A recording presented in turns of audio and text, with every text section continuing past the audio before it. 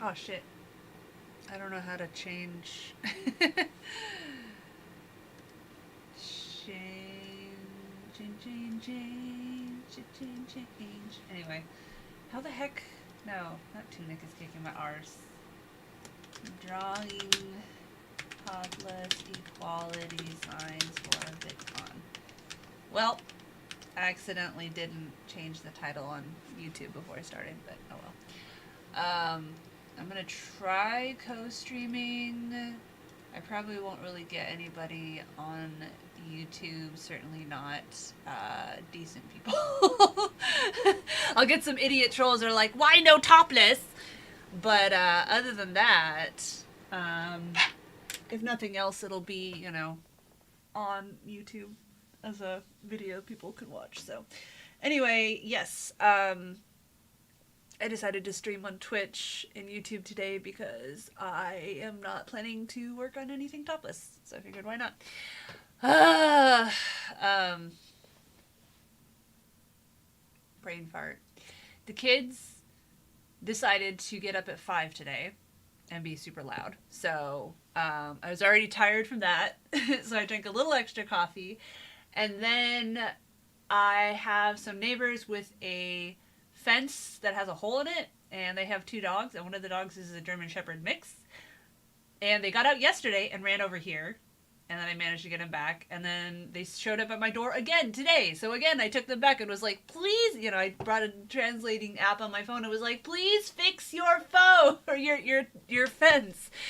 And it's so funny because when the dogs ran over, the German Shepherd mix was just like very aggressive vibes, and maybe it was scared. I don't know, but I was like, please don't bite me. But then once I brought it back to the neighbor, and then the neighbor was their names are Chapo and Patron, the dog's names, which is kind of funny. But anyway, all of a sudden the German Shepherd turned really sweet and like was letting me like pet her, him. I don't know if it was a boy or girl, and just like gooshy gooshy gooshy goo, and it was just so weird. Like the owner's there, all of a sudden the dog is like friendly. No, this is a jacket. Um, but yeah. So hopefully, if the dog gets out again, it'll like not be aggressive toward me this time, but it's still aggressive to other dogs, and people walk their dogs a lot on the street. Also, the dogs come running into the street, and there's some pretty fast cars that come on our street, so I'm worried for those dogs. Hopefully, them getting out 2 days in a row will inspire the owners to fix their fence. I don't know. Anyway, yeah, so I want to finish up the sign that I started making. Last time I worked on it on stream, I manually made my own where I designed them in Illustrator, and I printed them out on regular paper, and then I traced them and I cut them out manually. I did like rainbow on watercolor, and then I used, it was a pink purple Sharpie that ended up pretty dark, which I don't know if I love. So I made this, and then the other day I used my Cricut. I went and I got some cardstock, and I used that, and I couldn't find any rainbow cardstock, which is kind of weird. Like there were like pattern rainbows, but there weren't any gradient rainbows, which was kind of annoying. So I experimented with, I had this label paper, like this whole thing is a label, and I did the Cricut on that, and it worked pretty well. Like you can see it didn't go all the way through, which is really nice. And then on here I did the watercolors, and it's not watercolor paper, so it's not perfect, but I think it turned out okay. And then I used the Cricut to cut the outside, and I decided to use 2 different ones. I got this silvery one and then this gold one. I actually bought a whole bunch of packs of cardstock because they were like 40% off. And so like here's the scrap, the leftover that I let Aiden play with because he was messing it with it anyway. But yeah, like I got a few of them, and so here's the one And it's got 3 colors actually. It's got the silver one, it's got this gold one, and then it has this sort of rose gold one, which is really pretty. This one is just bright colors that I used for the text. And then these are the other ones I got that I don't have a specific use for. I just, like I said, they were on sale, so I got them. So here's a gold one, and most of these I probably won't really have much use for because they're like patterned, very specific patterned that, I mean, for a different project maybe. And gold and white, very like wedding themed. And the sparkly one. I love the sparkles. It doesn't really sparkle on camera very well, but that one's pretty. This one that was just really cool, that's almost like old map scrolling kind of thing or whatever. So I don't even know what I'd use it for, but that could be cool. And then this one was weird. I was very disappointed in this. So it says holographic sticker sheets, and it's this, and I was going to try to use that, but it has these like corners that you can't use, and I don't know what the fuck the purpose of that is, and they aren't peelable. Like I thought, I mean, I'm having a hard time getting these to peel. Plus I figured that it's not quite rainbow exactly, so I decided not to use those, and I used a sparkle. And I went and I got this, one of those trifolds, wallpaper samples, and then I added a fold. So I'm gonna put some what do you call it, Velcro on here, so it goes like this. And I debated like how tall to make it or whatever, but I figured this is a good tallness, and it's going to say, let me interview you. And I made it this direction, so hopefully the wind blows through it, versus this way where the wind would get stuck in it. I was thinking of actually, whoops, there's a random E in there. I was thinking of actually putting some like posts in it too, and maybe sticking it in the ground. If I can find something heavy enough, maybe I could put it in here. It depends on how windy it is. I was thinking actually my little recording device might be heavy enough. But I got some sparkly stuff and I cut it down and I put it on here. And I had to be careful with the size because it has to fit within my suitcase. So if I go with my larger size, which I already checked, and theoretically it's within allowances for, I think, Alaska Airlines is where I ended up getting a ticket.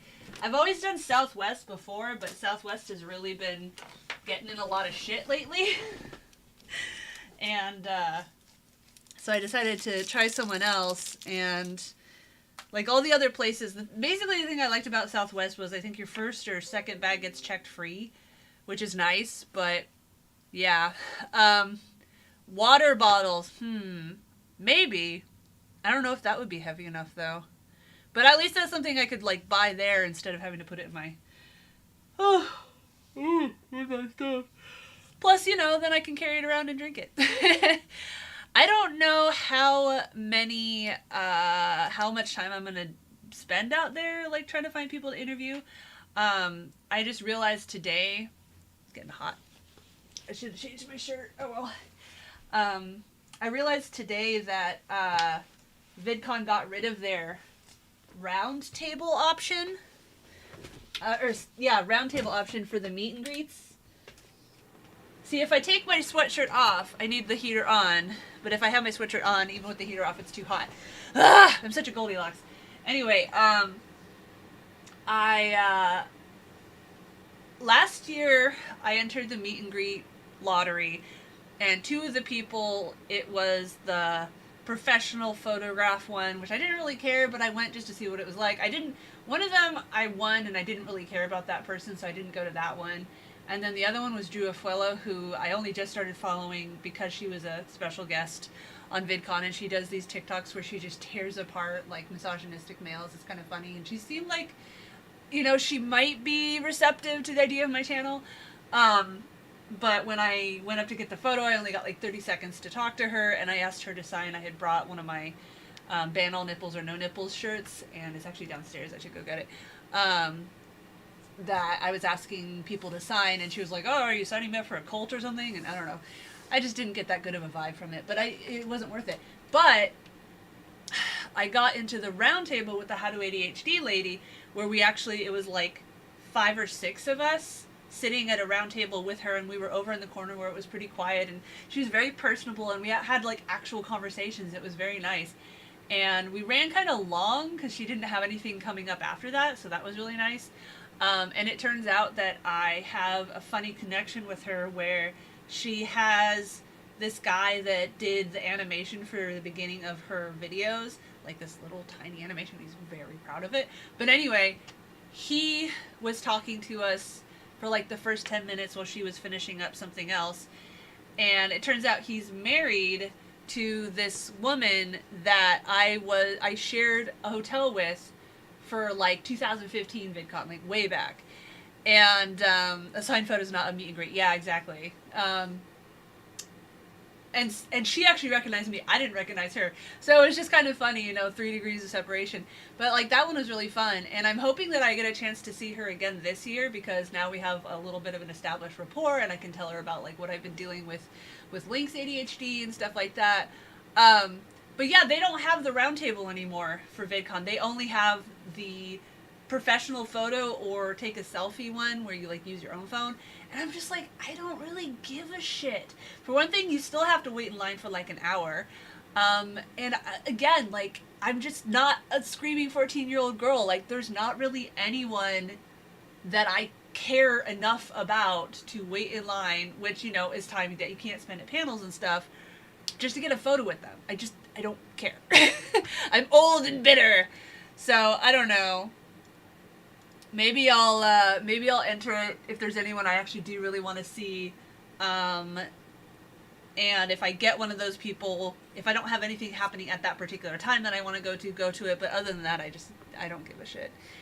All right, so after a couple of weeks of always being busy when you're streaming, you're finally here. Welcome. Yeah. By the way, my root canal's done. I got it on Tuesday with a guy who does nothing but root canals. And just as he promised, it was over in like half an hour. It didn't really hurt. He gave me 3, like, kind of Valium but a little more intense pills in case I was freaking out. And I took 2 of them. And I wasn't really... It felt a little bit like the handful of times that I tried to do pot where I didn't really enjoy it. I just felt, like, disoriented. But, I mean, I wasn't looking to enjoy the root canal. I just didn't want to be like... So I got through it.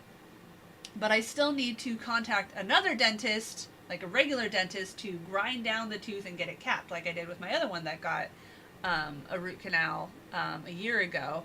Because he said that, like, the stuff that they put in your tooth after a root canal is temporary and can get cracked easily and everything like that. So, yeah. And my tooth doesn't really hurt.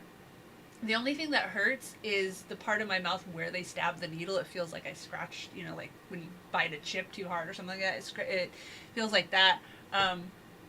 If I press down on the tooth, it's not really pain. It's like it's a sensitivity, but it's not nearly as bad as what a week ago, I think, where for some reason all of a sudden it was like throbbing, and if I like touched it at all, it was like, ah! Touching a live wire. It's not like that at all yet, or now, but I'm holding my breath on finding a dentist because I want to go with somebody different than the one that we've been seeing, because as you guys who I've already talked to in Discord know, the one that we've been seeing a year ago, he saw the beginning of a cavity in that tooth and he was like, well, just give it some medicine and we'll see if it goes away. Didn't go away. Ended up needing a root canal. So I want a dentist who takes cavities seriously and takes care of them when they find them, not wait and see. And also I was just irritated that last week when I was in so much pain, like, dentists do have the ability to prescribe pain pills. Like, he did that when I got my, my molars pulled a few years ago. He prescribed pain meds. And I told him, like, I am in so much fucking pain right now. And he was just like, take ibuprofen. It's like, I am taking ibuprofen. It's not helping. It really, really hurts. So that also just irritated me. But it feels weird because I've never, like, told a doctor, I don't like you, I'm going to go with someone else before. So I feel like I'm, like, betraying them, so it's, But my neighbor said yesterday that she really likes her dentist, but she couldn't remember the name of them, and she's going to try to get me the name so I can see if they're in network. Today is her first day. She got a new job working as a special ed teacher in our school district. She was working in Portland before, so it was like an hour drive, so I'm glad for that, but she really doesn't want to be a teacher anymore because she says that working with the staff is the worst part. She says it's not the students, it's the staff and the parents and everything that are really hard to deal with, but she needed a job, so, but at least she doesn't have a long drive anymore, so that's good. We need to figure out how to make a shirt that looks like it has pixelated female chest parts blocked the message with the other word. Looks like it has pixelated female chest parts. I mean, if we do start silk screening, you could do that. I mean, you could with vinyl too. You would just have to cut it out of different, you know, different colors, which I could easily do actually. I wouldn't even need to cry cut it. I could just cut little squares and then tape them in place. It'd be a little annoying, but yeah. Anyway, I gotta figure out how to make. I'm trying to think. Maybe if I did a design that has squares and I actually cut it out of one so that I can weed it, and then I pull it off the other ones and put it on the plastic, or I could just use an X-Acto blade and just be careful I don't go all the way through. I don't know. We can figure it out. But that would, I don't know. The thing is that, like, even if it's pixelated, like, you know, fucking YouTube has banned me for having fully pixelated chest before, and I don't know how VidCon staff is going to be. I don't know if they're going to be overly zealous and be like, this is mentioning nipples. That makes it adult content. That makes you have to get off, you know. Like, I did end up wearing my shirts, and nobody really said anything about me wearing the shirts, but at the same time, like, you know, especially the don't be a twit, they're just tits one, you have to be, like, close enough to read it. Most people wouldn't notice that. People that I pointed it out to thought it was hilarious, though, so I don't know. I can always, you know, bring a backup shirt, and if they really are gonna bitch about it, be like, oh, okay, I'll go change my shirt. I don't know. Last year was kind of a clusterfuck because they hired multiple security teams. Like, they had checkpoints to get into the front plaza and into the building where you had to, like, flash you had to, like, beep to a thing to prove that it was you and everything like that. But this thing didn't work very well. And there was a situation where I was in, sorry, I got stuff flashing on my screen distracting me. There was a situation where I was in the building and I was already walking out and an alarm went off and I was like, what the fuck? And I got out and I asked the security, like, what happened? Why was there an alarm? And they were like, what alarm? Like, they had no fucking idea an alarm went off. And I'm just like, you guys need to communicate some more. So, like, they're kind of trying to stop mass shootings, but they also need to coordinate more. Also, nobody wore masks last year, and a lot of people got sick. I haven't had COVID since January of last year. And I mean, like, we're all fully vaxxed. Every time a new vaccination comes out, we all get it and everything like that. So hopefully, you know, at this point I'm immune, at least until we get another strain that totally ignores previous ones. But, yeah, I don't know. So I'm really looking forward to VidCon. I had a good time last year, but it was because I put the effort in to make it a good event. I was very friendly, I was outgoing, blah, blah, blah. This year, theoretically, I made a friend last year who said she's going to get me a pass so I can go into the Hyatt Regency, which is where the famous creators all get put, and it's like 2 blocks away from actual VidCon, so I'm sure they get shoveled. But there's like a Starbucks inside, and so my plan is to, like, go there and either bring my computer or just be, like, editing phone, you know, stuff on my phone or whatever, and just kind of, like, hang out, maybe put my sign out. And it feels gross, but at the same time, like, it's a networking event. Probably, you know, if a famous creator, like, comes up to me or whatever, they're gonna be like, how many subscribers do you have? I'll be like, well, I don't know, 40,000. They'll be like, walk away. And I mean, you know, it's not like I'm even getting nearly that many views on my videos, which, you know, that's how it is on YouTube. So TikTok pushes the For You page a lot, where it's new people. Sometimes it shows people you're already following, which is kind of funny. But you have to like put an effort in to find the content of people that you're already following. And because TikTok is so successful, all the other places, Instagram and YouTube and everything, try to copy it. So now they're also doing that, where they're like thrusting new content, new people at you instead of showing you the people you're already subscribed to. It's a whole thing. And there is a rising sentiment among some other creators that like, it seems like their shitty videos get more views than ones they actually try hard on, so there's like resentment bubbling there. But I don't think anything significant's going to change. Earlier today, over in the Patreon Discord, which I haven't really checked out in a long time, a mod actually tagged me because I had mentioned a long time ago that I quit Twitter and went full in on Mastodon, and they were asking me for my experiences, and so I was going in and to detail about like the stuff that I like and don't like about Mastodon.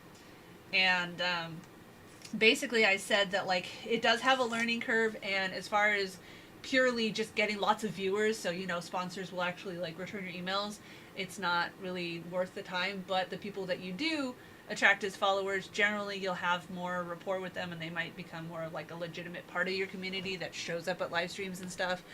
But yeah, if you only have a limited amount of time and you have to split between, you know, Twitter, etc., and Mastodon, if you're only focused on growing numbers, your time is better spent on Twitter. But if you actually would like to have like kind, sane, legitimate supporters, you should invest in Mastodon. But if you have time to do both, that's good. But don't fucking use a bot and just like auto post your tweets to Mastodon, which is what a lot of especially larger Twitter users do, because it's like, that's not the culture, man. Mastodon people don't want you to just link bomb and then leave. They want you to be like an actual person you can interact with.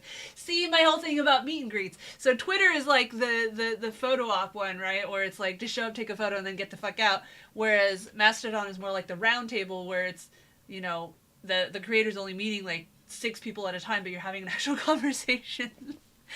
Someday I'll get famous and have my own meet and greets. That'll be awkward. I still remember the first and only time I had just started Topless Topics, and I went to Vidcon, and a guy came up and was like, oh, I recognize you, blah, blah, blah. And I thought he meant my gaming channel. He was like, no, Topless Topics. I was like, oh, so you've seen my tits. Like, it was just really awkward. Versus now, like, I guess there's like a moment of awkwardness, but as long as they're like respectful about it, then it's just like, oh, cool. There's one person, Princess Audrey Elizabeth, she goes by. She's an interesting person. She refers to herself as a princess and such, and I don't know, and like she has these live streams and stuff where she says she's not a sex worker. She, you know, entertains her fans, and she has a British accent, which I can't quite tell if is real or not. She said that she lives like half her life in London and half in somewhere in the US, and so I mean that could be why the accent's a little off. But anyway, she's nice. I hung out with her a lot at VidCon. Anyway, I went to this networking thing because I got an industry pass last year, which I didn't this year because I don't think it's worth $700. It's mostly focused on like people who are already famous, who are like trying to monetize themselves, and on like corporations and stuff on how to monetize famous creators, so not really worth it. But anyway, I went to this networking thing, and she saw me, she was like, oh my god, it's Thomas! I was like, ah! Like someone... But yeah, we ended up like hanging out a lot, and we tried to get into the Hyatt, but even though we put on the whole like, you know, like I belong here thing, we didn't have an actual pass, so they didn't let us in. So it was a little awkward, but it was fun. I had fun with her. I don't know if she's gonna go this year, but all right. Sorry, I'm talking a lot. I drank extra coffee today. Okay, so you got jittery me, and I haven't even gotten to work, but it's only been 20 minutes. I do definitely need to end at 3 though, or at least 3:30, because I have a PTA meeting tonight, and I need to like print off notes and stuff for it. I have not really done that much for it since we got the new PTA president, but she's on the fence if she wants to be PTA president again next year, and I'm just like, please no, I don't want to be... But I don't know. I don't know if we're going to be able to get anyone else to want to join. So, and I really don't want to be treasurer either. I fucking hate math and finance and shit. Not worth my time. Let them want to take a photo with me, then maybe. Yeah, I mean, if they want to take a photo with me, that'd be a huge honor. Go to science fiction conventions, and while I enjoy the brief conversations I've had with celebrities, I agree I'm not going to stand in a long lineup for an autograph. Yeah, exactly. Let's wait and see if that cavity is big enough to make a boat payment. Yeah, but he wasn't even the one that did the root canal. The specialist was. But maybe. Because, like, other cavities he did fill in. So I don't know what it was about this one that he was just like, meh. But it wasn't the kids that were probably just for walking around, but other places would be a bonus. There's an avian flu that made the jump to people that looks like it could be. Yeah, I know. I read a little bit about that. You need a hat that says, I have 4K followers, talk to me anyway.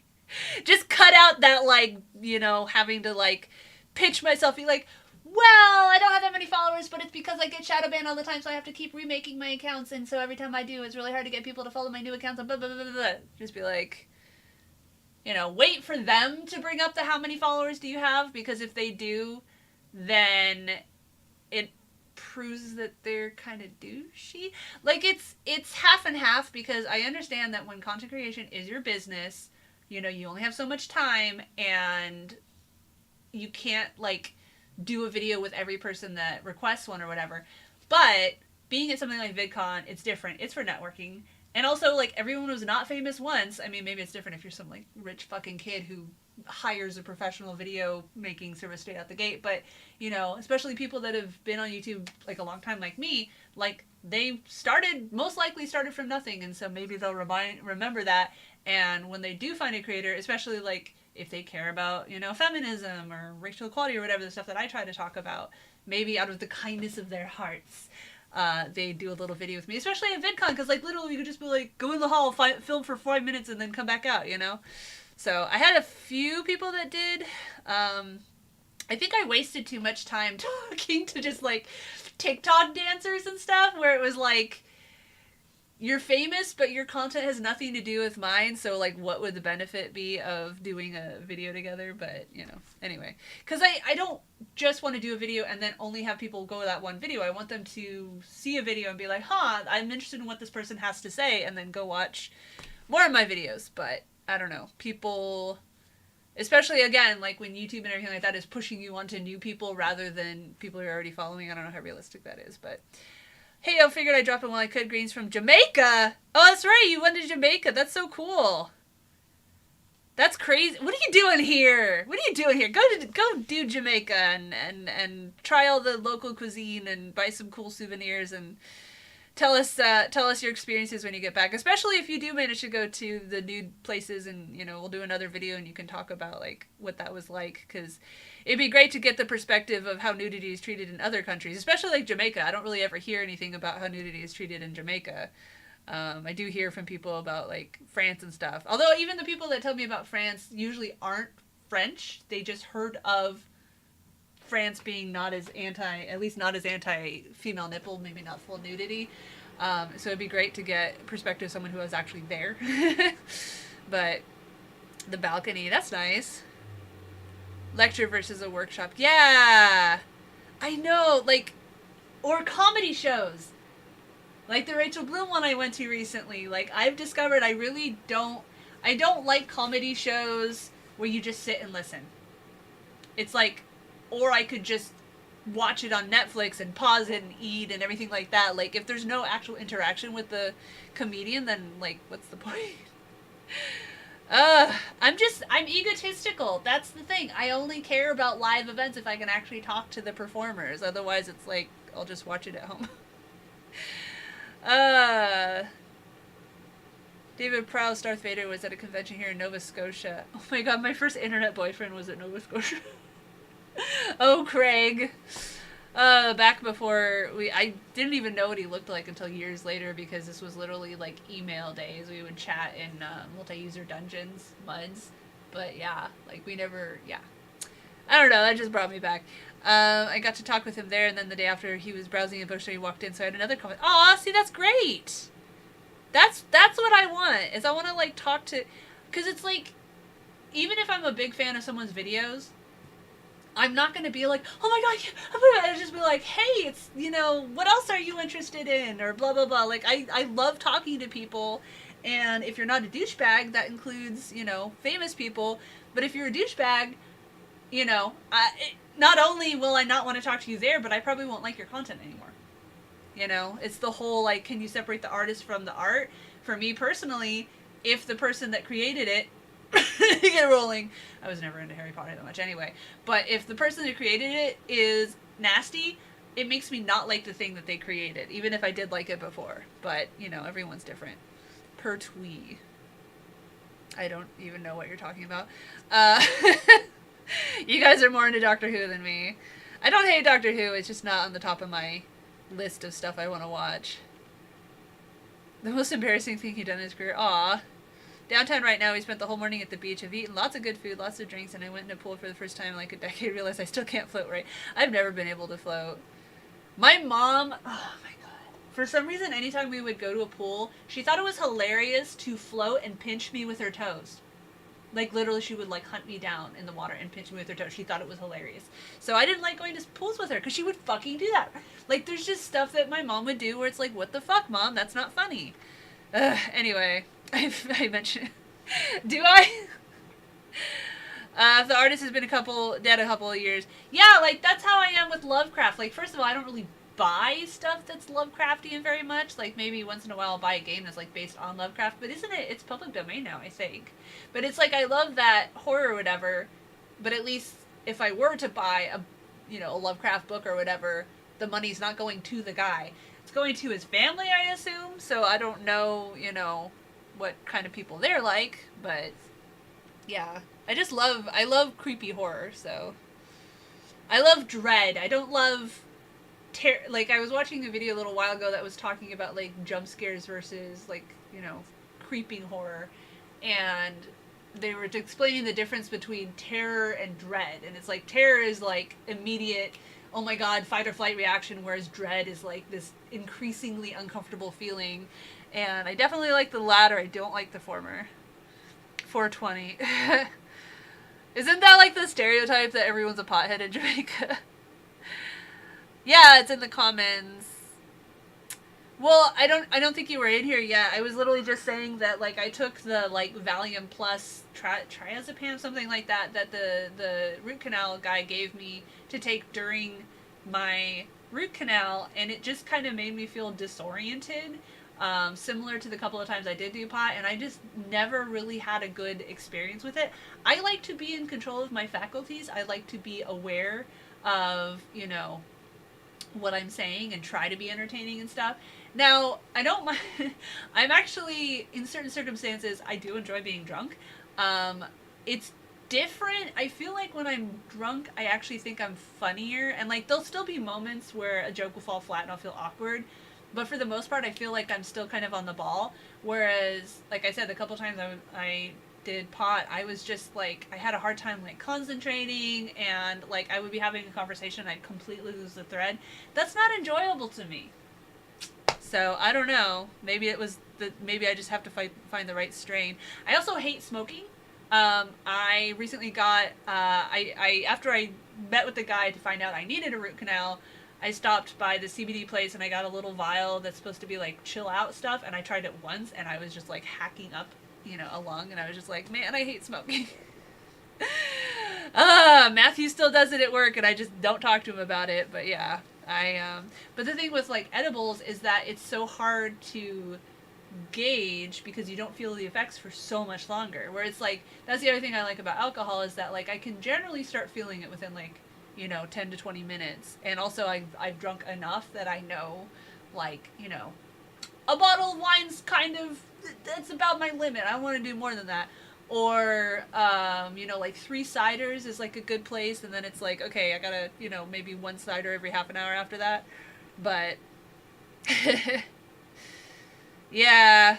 Well, and I've said that it's still weird to me to see, like, pot shops around, even though I've lived here for a while. Oh, we got some people over in, YouTube. Hi. Sorry, I'm not used to people actually showing up when I stream on YouTube. Lost my train of thought. Anyway, so Armand Sadiq says, hi, dear. Not a fan of pet names. And Lee Cranmer says, pot makes me sick to my stomach. That's what my husband is. He says, like, even the smell of it makes him nauseous. So like the couple of times that I did try smoking at like parties, he would leave the room. And it's funny because I hate the smell of tobacco smokers. Like, I'm sorry, but tobacco smokers, at least heavy smokers, stink. And of course they don't notice it anymore because they're surrounded by it all the time. But like I can always tell when there's a tobacco smoker in the vicinity because I'm like, so I'm assuming it's basically that for him, but for pot. But I don't love the smell of pot. I mean, it's kind of whatever to me, but it's like, it's just really sweet. I don't really. Anyway, a big tour on a big cannabis field here in Jamaica, but we aren't going to have enough time to take it. How much is your wife interested in pot or marijuana? It feels weird saying pot. I don't know. I will say that my husband, I almost said brother for some reason. My husband's sister is one of the people that first started to alter my perception that all heavy pot users are losers, because she's a super big pothead, although not so much anymore apparently, and yet she was a nuclear mechanic like he was, which is you have to be really intelligent to do that, and she's been like manager of big companies before and everything, not CEO, but like higher middle high, what is like upper middle class boss or whatever. And I mean, even though she's a huge pothead, she must have done something right to get up there, but not at all. Your wife sounds like you're so chill, and it sounds like your wife is a little less chill, but I mean, I'm on some things I'm chill, and on other things I'm anal retentive. Like when it comes to like asking people, like, so I don't really like to have people volunteer to help me anymore, because a lot of times they don't follow through. But if I like ask them, can you do this thing, like they get mad, or they just, I don't know. So it's just easy to do everything myself. And then this past year I've had pretty bad experiences even trying to pay people to do work for me. Like I was paying a friend to work on my website, and I paid, like I knew she was having money trouble, so I paid her in advance to help with this one thing. She just fucking dropped off the face of the earth. And it sucks because we were friends outside of that, but now I don't want to talk to her because I'm pissed at her. And it's just sad because she was like she was basically the only friend I still had from San Diego, and I'm mad at her, and it's like I've just stopped talking to her because she stopped this. And then like I tried to hire a video editor, and I tried 2 different people, and both of them charged by the hour, which makes me suspicious for video editing because you can easily pad the time it takes. And I wasn't really happy with the job either of them did. And so it's just like, I'll just keep doing everything myself. Maybe this VidCon I'll be able to network with like people that actually do stuff like that. I've asked a couple other creators and like who they hire, and they all just do their own. Even Philosophy Tube, which is a very large channel with like super high quality production, I know she has like a set designer person and a costumer and stuff like that. But I asked her, like, can I ask how you found a video editor? And she's like, I don't know, I edit my own. I'm like, that's impressive. But of course she doesn't have kids, and she also gets paid for doing her work. 50% of friends are heavy smokers. People are more productive. Most people interested in the LCD manager the various. Yeah, that's what I'm saying, is that like Sarah kind of changed my perception, because up until that, my only personal experience with potheads were my uncle, who's fucking loser, and the guy that I decided to lose my virginity to because I was like 25 and I was tired of being a virgin, and I had a crush on him. But after that crush faded, I realized what a fucking idiot he was. So the only potheads I knew were fucking idiots. But yeah, I'm a little jealous, man, because it's like, people that like it, they seem to have fun. But, and then I haven't really done harder stuff.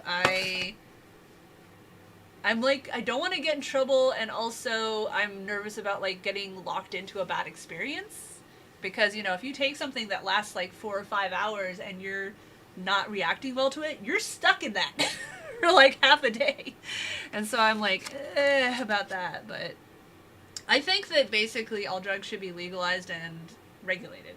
and not regulated like, regulating someone's ability to get an abortion or not, but regulated like, almost like the FDA, like, you can't advertise something as this drug, but have it be laced with something else, and you have to like prove that it came from no like 10-year-old farmers in Colombia or whatever like that. Some drugs, I think I would have a much harder time being okay with legalizing them.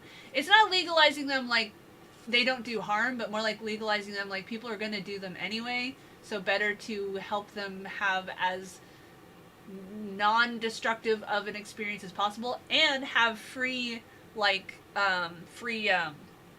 what do you call it, like detox centers and counselors and stuff like that for people that want to stop it.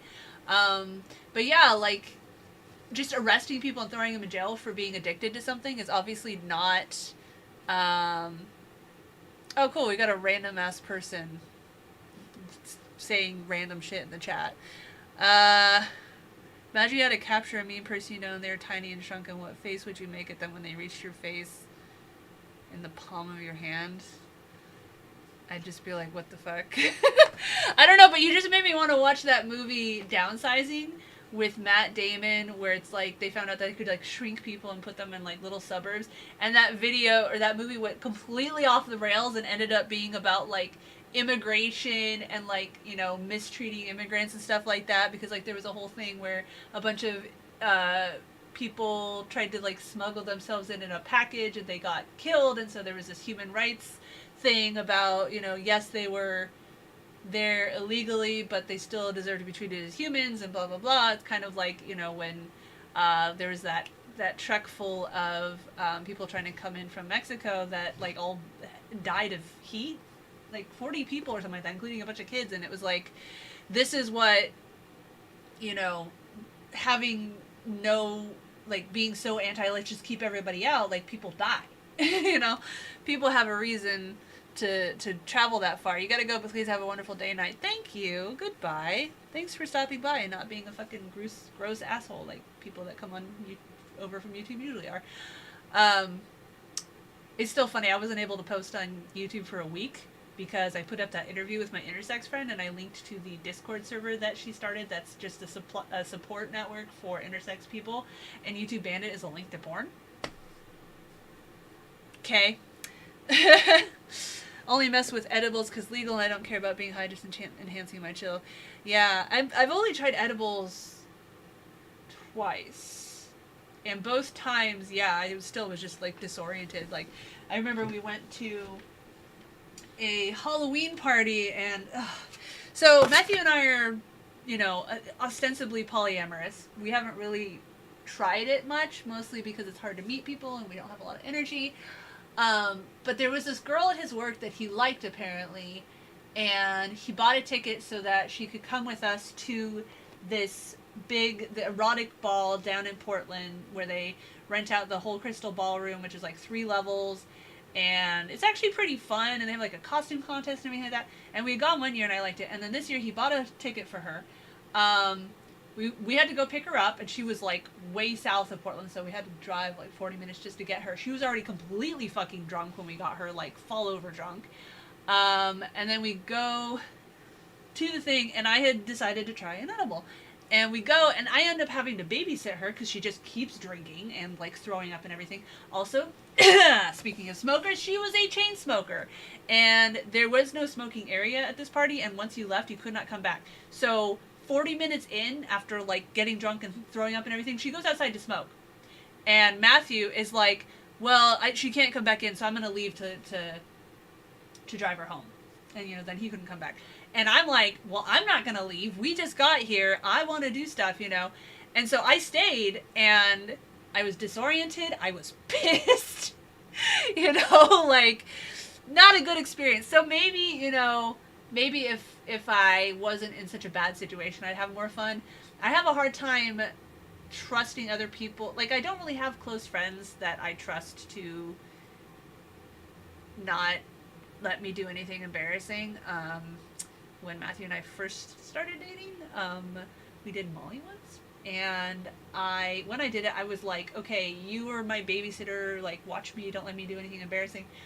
While I was on Molly, I was like, do it, do it, do it. And so he did Molly too. And so yeah, I was, I didn't have anyone looking out for me. And since then, like, I literally would have nightmares for years that we like did something like that again. And so yeah.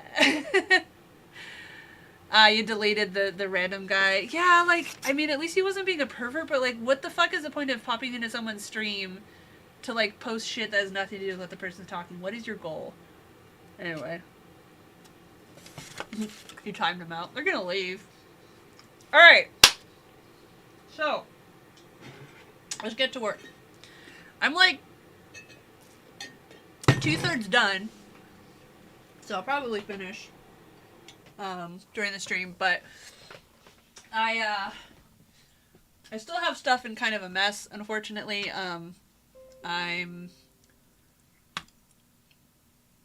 still kind of recovering from doing taxes and having like the papers spread out everywhere. We'll let you embarrass yourself when it's funny later. We never let you endanger yourself. Yeah. So while I was on Molly, it was at this friend's house. The friend that like the group just exploded after we moved out. It turned out like he was like an abuser and blah blah blah. Anyway, we were at his house and he had a pool and a hot tub and then several steps to get up to the house. And the boys, whenever they wanted to pee, they just go over to the bushes. The girls, we had to go all the way up to the bathroom or whatever. And I peed myself, like, standing there, because I didn't realize I had to go to the bathroom that badly. And if Matthew had been fucking sober, he could have been like, oh, hey, let's go to the bathroom. So, yeah. Anyway, the sober friend remembers everything the day after. Yeah, but, like, there's like, funny haha stories. Like, oh, you said this crazy thing. And then there's, like, embarrassing, yeah. So, anyway, we know how you feel about Matthew. And, this was when we were first starting dating. And I thoroughly dressed him down for that and was like, I'm never going to trust you again, blah, blah, blah. Okay, so I'm gonna drag the chat window over here, and get this shit on the road. I have this little chocolate cake thing that I bought a couple days ago and forgot about, and it was gonna be for the kids, but the kids have not really been behaving, so I decided to eat it. By the way, we stopped giving Link his new, we were trying this new ADHD medication named Jornay, and I took him off of it because all of a sudden, like the first 2 weeks he would complain of headaches, but other than that he didn't really seem to have any side effects. And then this last week he has had like hour-long crying fits, and he never had them before. Not like this frequent, And like yesterday, he literally cried for like an hour and kept saying he was so sad because we said he had to clean his room before he could have a friend over. And like in the past, he'd get mad, but he wouldn't cry and cry and cry and cry. So we're like, okay, this is not working. Possibly BRB. You make me think of the old ICQ days and not ICQ. What was it? IRC chat rooms. Man, you and I, we're old. Might as well just die. All the other VidCon people are like 20. When I was a child, they'll say, and I'm just like, ha, ha, ha, ha, ha. Seriously cannot believe I'm almost 40. I know it's cliche to say, but what the fuck? Where did the time go? Anyway. Alright, let's get some, what do you call it? Copyright-free music crack-a-lackin'. I really want to get back into like doing more watercolors and stuff. Like the other day I brought my drawing tablet out and I was working on that Clothing is a Spectrum webcomic page or whatever, where I was spending way too much detail drawing clothing. Yeah, and it was fun. But it's just like every time I do something different in this room, I have to shift everything around, and then I'm like tired. Like I still haven't, you know, my sign's in the way, but I still haven't really decorated the shelves behind me. And now, after we get back from VidCon, I'm going to move all this stuff down into what is currently the kids' room, put the kids' room into our bedroom, and then put our bedroom up here, because we don't really use the bedroom except for the morning and night. So I figure it makes more sense to have my office downstairs, especially if I could ever get to my art shed with it not raining every day. It's still raining every day. This has been the longest winter since I moved here 7 years ago. But I'm going to wait till after VidCon to do that, because that's going to be a lot of furniture to move, and I'm going to need to ask Matthew to help with a lot, and I don't want to, like, tax his patience too much, being like, can you move the bed and this desk and this other desk and this bookshelf? And because, like, I'll try to do it myself, but shit's heavy, man. Okay, so let's just go to Pretzel Rocks, because if I play stuff, even if it's on YouTube, I'll get in trouble for copyright infringement. I wish I had, like, the friends who are band people or whatever who would, like, give me permission to play their stuff. Like, back when I used to listen to Welcome to Night Vale, I loved, they would have And Now for Traffic, and then they would play music that was submitted to them, and it was, like, very different kinds of music, and some of it was really good, and they would tell you, like, who the band was. Can I just pick this room up over here? Hex Chat. Huh, never heard of it. But it makes me think of this video game called Hex. Anyway, it's a turn-based one, so I haven't really played it. Yes. Anyway. Sorry, just moving chat room windows around.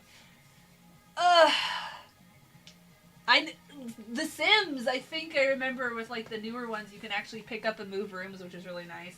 I want to play more of The Sims, but I always forget how to do it's like Blender. Like, I forget how to do stuff, and then when I get back into it, I spend so long remembering how to do stuff that I don't have energy left over to actually do what I wanted to do. My life is so hard. Oh, it's an IRC client. See, I didn't even know that IRC was a client. I knew that people would have their own servers. And I remember you were saying a while ago something about, like, Microsoft was going to buy Discord, so then you were going to stop using Discord, which will suck. I mean, here I am proselytizing that people should join Mastodon, and yet I'm like, I really don't want to have to stop using Discord. Like, I really, you know, Mastodon and Discord have become my ones that I use a lot, so. Alright, so. Here's what I got so far. Trying to move the camera a little bit. Like I said, I cut this down to fit the poster board. And then I cut out the background, and I was gluing these. And I had the brilliant idea of using tape to try to keep them in order, because I thought that it wouldn't be too bad. But it turns out to take some of it off. I have to be careful when I pull it off so that it doesn't. Luckily, a lot of these are actually reversible. They look the same, so I can just use the other side. And also, when I did this color, I fucked up when I sent it out from Silhouette, and I said trace outside edges, so it didn't do the middle, so I'm going to have to manually cut those out, but that's okay. It's still a lot neater than trying to do it with what do you call it? Scissors. Ah! See that one I fucked up. Be a little more careful. But you know, everything is a process. And I mean, I can always reprint it if I really hate it. But I think this will be okay. Yeah, I'll just flip it. See? Oh no, it's bad! Oh, I'll just use that side. Another benefit of this font type. Which I was, you know, it was still funny because I was playing around with the different font types while I was streaming. And then I ended up just going with the one that I had first picked anyway. This one's completely ripped for some reason. But I think I can still fix it. Ugh. Wish.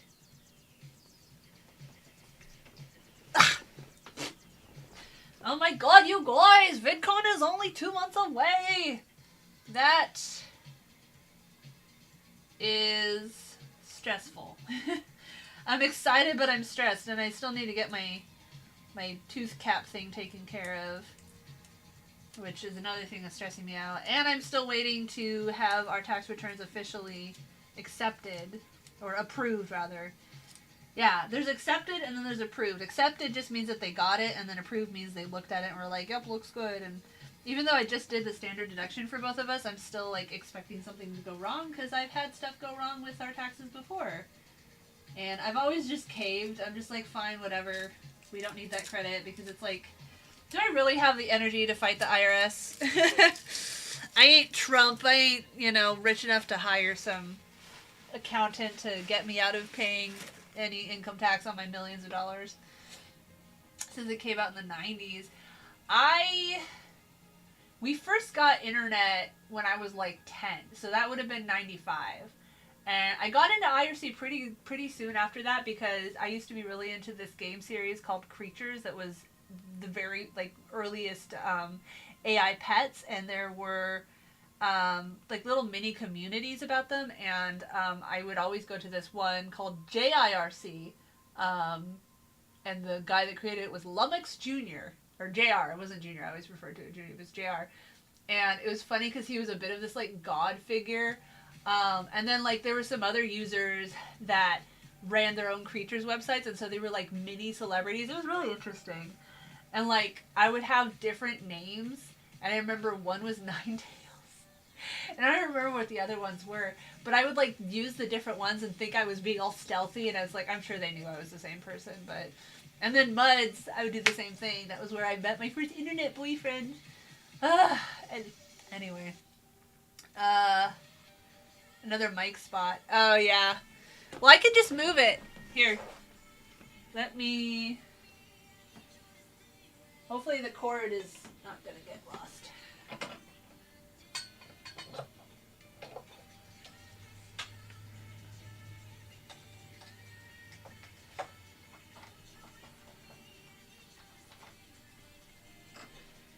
Yeah, I'm debating if I want to bring my mic and everything to Vidcon or if I'll just use the in-camera one.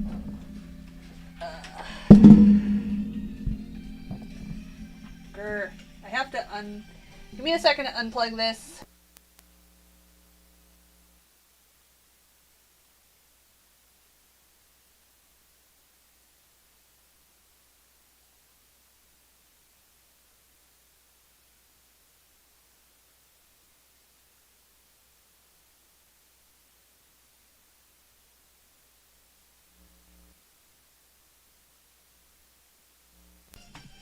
Okay. Can you guys hear me? I plugged it back in. Well, yeah, obviously the sound stops. The sound is coming through my speakers. Jabber! I remember Jabber. Sounds back? Good, cool. Yeah, I had to unplug some stuff to move it around. God, I can't wait till everything's wireless. Yes, well, I'll get cancer from it, but at least I won't have to worry. Wireless and decently fast, because it's on my laptop, I still use a plugged-in connection when I can, because playing video games and stuff like that, squinty-eyed tongue out emoji.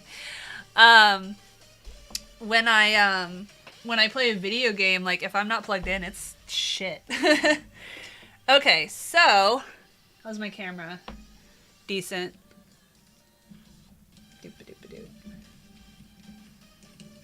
I probably could fiddle with it more to have it be a more direct angle, but I think this is probably fine. It's not that exciting. So what should I talk about besides the end of all life as we know it because of climate change? And also the Republicans are gonna fucking take over everything in the presidential election. We're gonna get Trump again, and it really will be the end of the world. The end of the U.S. world. What was I gonna do? I got up to do something. What did I get up to do? Oh yeah, I was gonna get a cutting mat.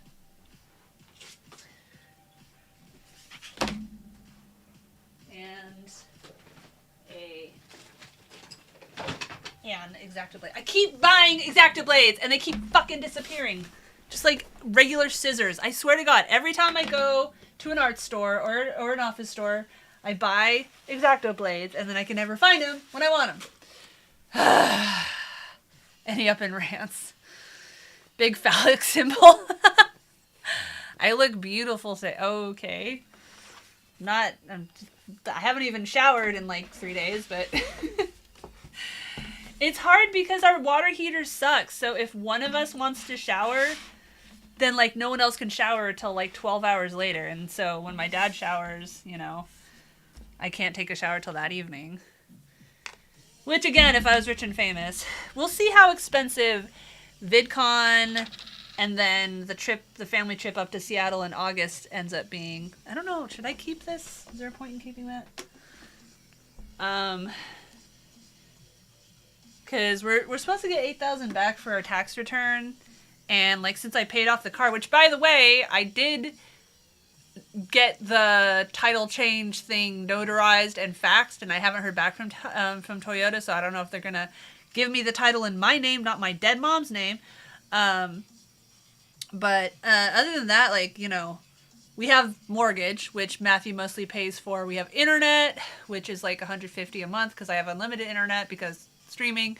Cell phone payment, which I still have to take my mom's line off. We keep forgetting. And then, you know, gas, electric, etc., water. Health insurance is automatically taken out of Matthew's paycheck. What other bills am I forgetting? We got, like, you know, Netflix and Hulu and stuff like that. But yeah, other than that, and we're taking Aiden out of daycare after June, so that'll be, you know, $1,400 that we're not spending every month. That's paid for entirely by my dad's Social Security. If it's possible to run the country from prison. Yeah, I mean, it's wild to me that there's nothing against running for president from prison. It's a little wild. I keep saying the thing about, you know, the Trump presidency and everything like that really throws into relief as in evident. And, you know, we're going yet again through it with Clarence Thomas right now, is blowing open just how fucking insane it is that we have all these norms that we just never question because we're like, nobody would ever not do this norm, right? It's like, surprise, surprise. So here's how I'm going to do this, because these ones, like I said, when I cut it out, I accidentally didn't cut the inside. I'm going to draw it, like cut it out of here, use this as a stencil, and then cut it out.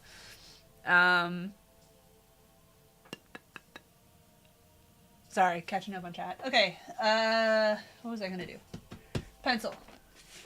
I need to find a new pen that I like, because I finally found one that I was using on my little notebook that I carry everywhere. And then yesterday I woke up from a dream that gave me a book idea, and I sat there and I wrote for 4 fucking hours. I mean, I took Aiden to daycare and I ate breakfast and stuff, but other than that, I sat there and I wrote and I wrote and I wrote by hand. And it's wild because I never write that much by hand because it makes my hand cramp. But I was possessed and I just fucking, yeah. So that was interesting. That was an interesting experience. And, like, as soon as I wrote it out, I was like, okay, I'm done. I don't feel like writing it now.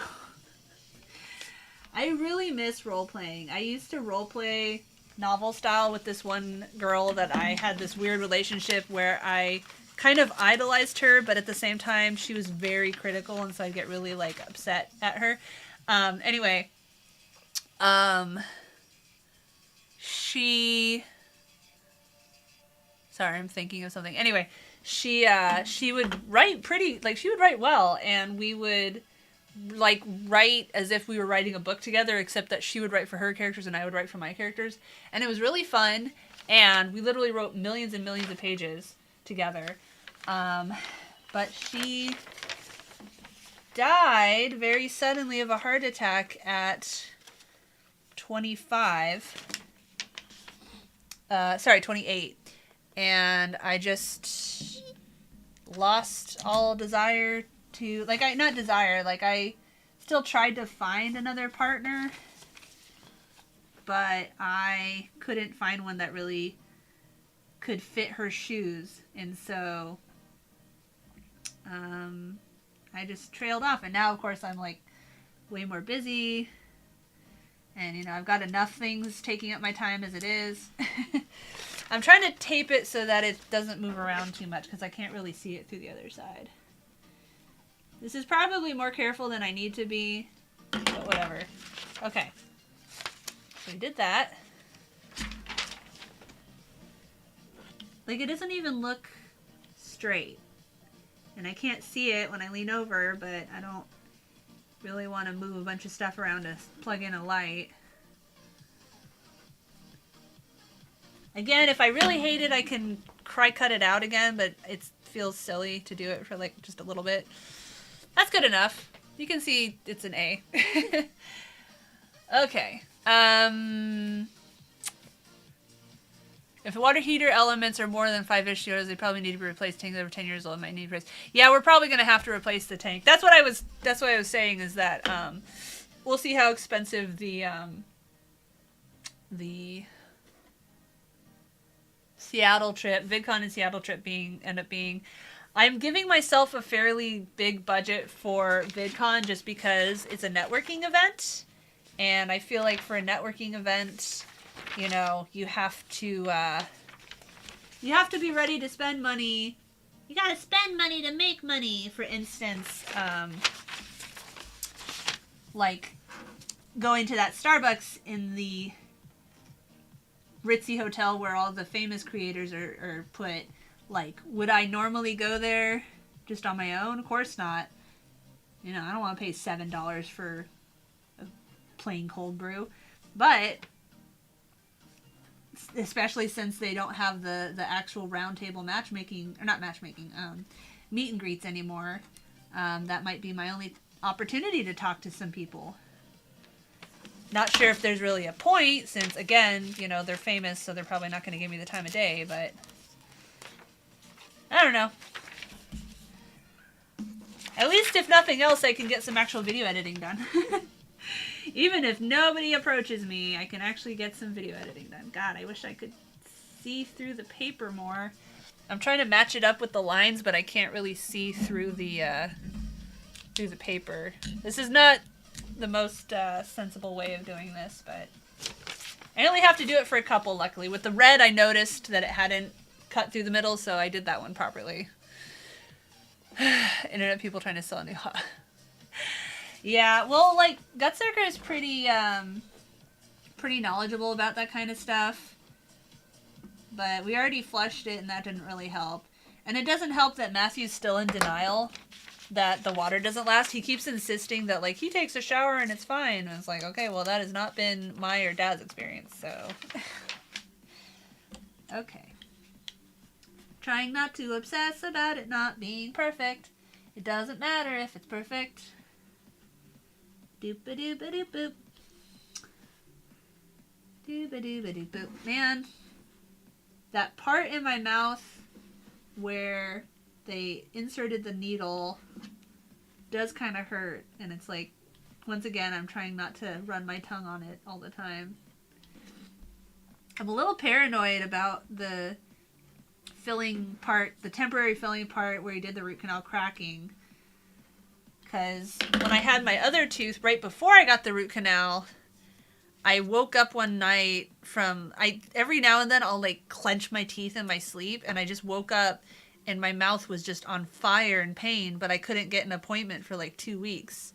And so I tried all these different like home remedies and stuff, and I still have them like in our medicine cabinet, like clove oil and stuff, and none of them really worked. And that was horrible. Anyway. Maybe we'll just be... Dang it, this one is not cutting clearly. Crank it up! All this music on Pretzel Rock starts to sound a lot the same, but at least I don't have to worry about getting in trouble for copyright, since it's literally meant for streamers. I don't know, man. I don't know. Will something actually change because of these creators getting frustrated? And, like, it seems like a little bit more conversation is going on about nonsense bans, too. Of course, a lot of times a famous creator gets banned, bitches about it, and then gets unbanned because they have the clout to bitch about it and have a live person actually look into their thing. But, and the very slow normalization of sex workers. I don't know. I don't have much faith. I've been doing this for 10 years and it seems like everything just keeps getting worse. But theoretically, everything has its boiling point. And I mean, again, like, people are like, why do you care about topless equality when there's so much else going on? And it's like, first of all, the fact that we're still being given less rights because we look female is just fucking insane to me, that people are just like, yeah, that makes sense. And second of all, again, you guys know this, but it's indicative of overall misogyny that for all the lip service that, you know, Facebook and stuff pay for Women's Equality Day and stuff like that, they still give us less rights than people who look male. Like, it's all lip service. And all these people just don't even question it, and it's irritating to me.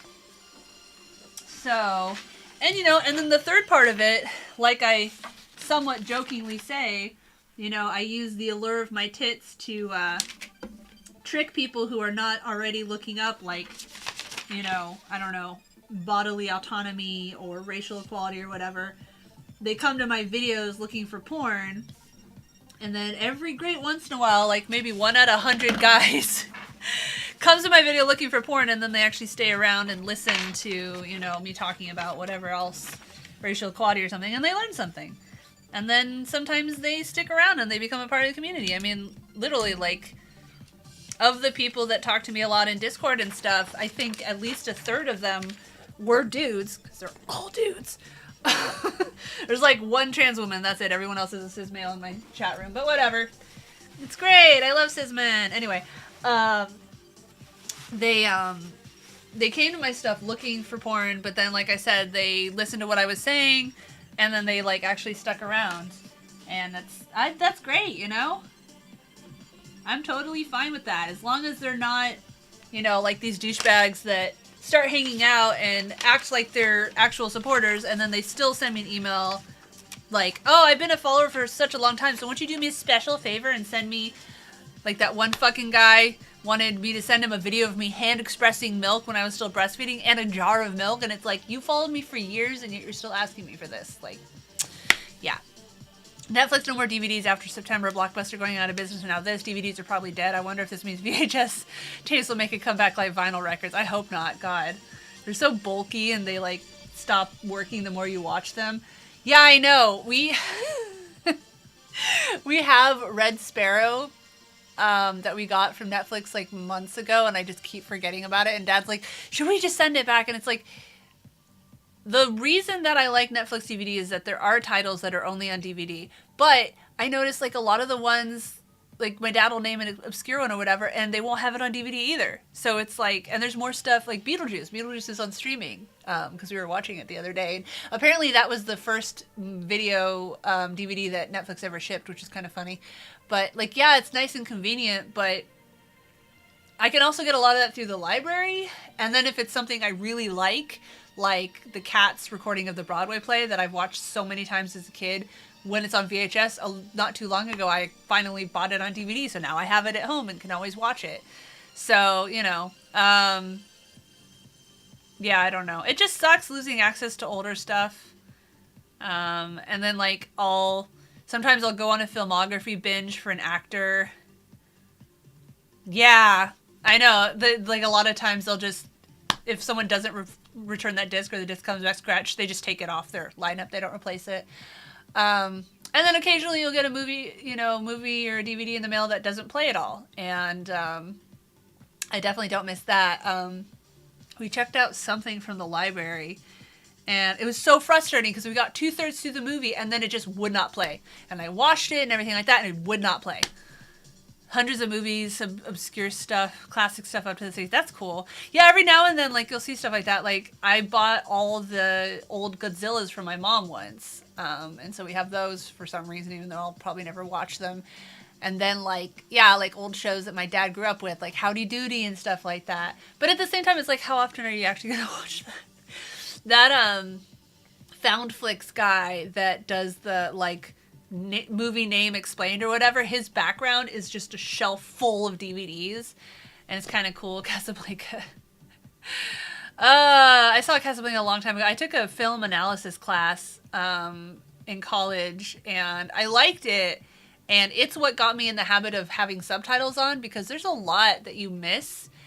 And especially now with kids, and the fact that so many fucking movies have really quiet words and then really loud music, and it really pisses me off. But yeah, like, I can't watch stuff without subtitles, and that's one of the things that's frustrating about watching stuff on YouTube. Some stuff even seems to have auto subtitles turned off, which I'm like, why? But so many times, you know, if someone's talking fast, like me, or something like that, like, the subtitles will be completely wrong. And so I'm, like, trying to watch it, and I'm just like, what the fuck are they saying? Because the kids won't shut the fuck up. The books. I didn't even realize Casablanca was based on a book. It's kind of funny how we have a bunch of movies and shows based on books, and, like, there's a bunch of anime based on manga. Which, by the way, I still have a bad habit of finding a new manga series and then staying up way too late reading the entire thing, like, one night. I really don't watch anime much anymore. I don't really care about fighting anime, and there's a lot of cliches that still happen that I just, ugh.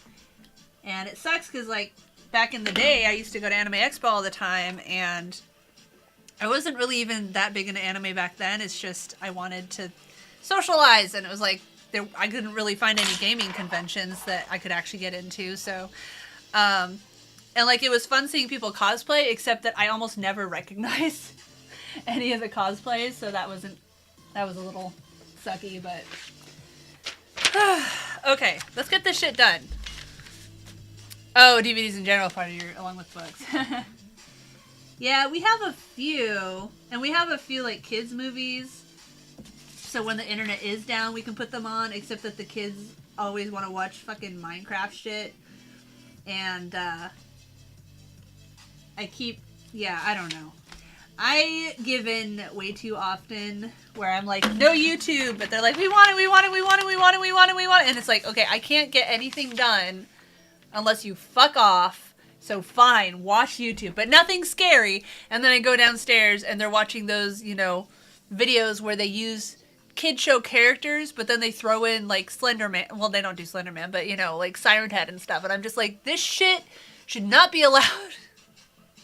Should not be allowed on YouTube, or at least, you know, like, I think that there should be rules against using child characters and the names of the child characters and mixing it with guns and violence and stuff like that. I do think that that should be against terms of service, because people do not watch what their kids are looking up. And yes, you know, it should be the parents' responsibility, but a lot of parents aren't. And we're fucking up all our kids by letting them watch violent stuff. And I'm not talking about older kids who should know the difference.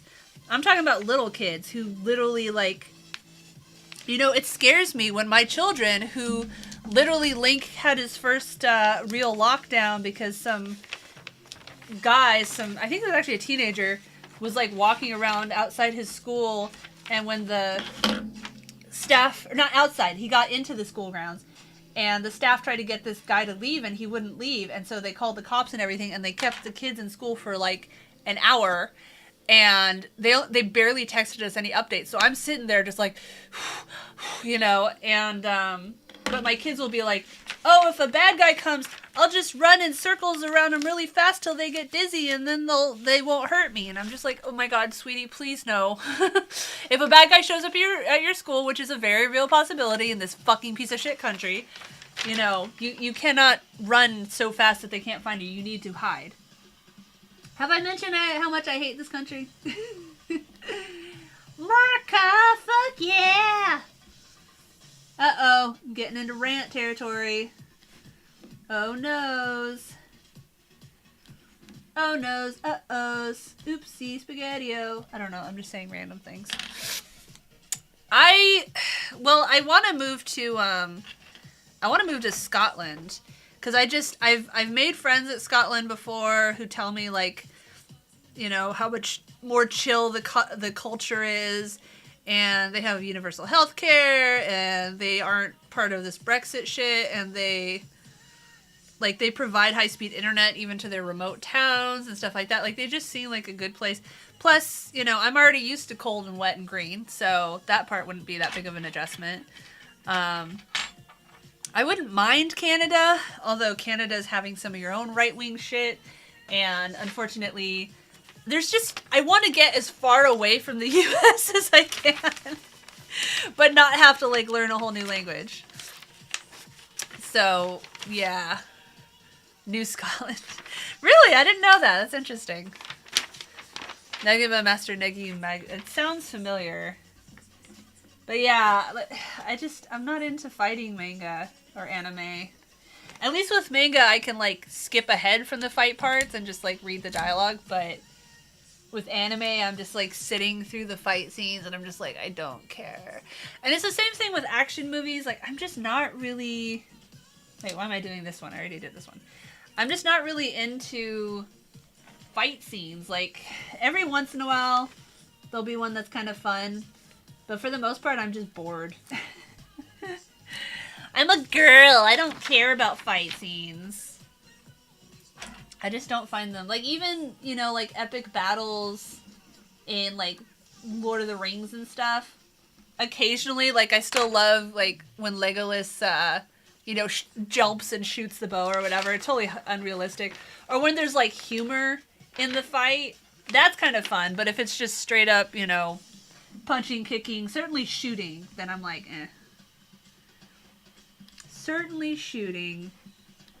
Both because it's boring and because it's triggering. Because, again, my kids are in a piece of shit country where they could literally be shot at school any day, or we could be shot at a grocery store, or the post office, or in the movie theater watching Dark Knight. And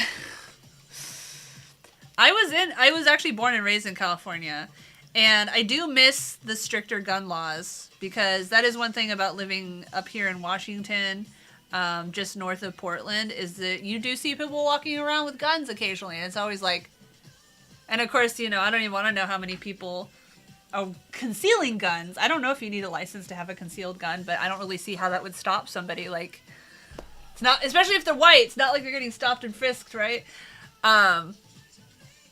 Now, thank God I don't live in somewhere like Texas or Florida, and I would love if those places would just become their own country, their own hellhole, and we wouldn't have to worry about them infecting the rest of the country. Of course, there's a lot of good people living there that would be screwed, and that's the only part that really sucks. So I don't know what the perfect solution is, but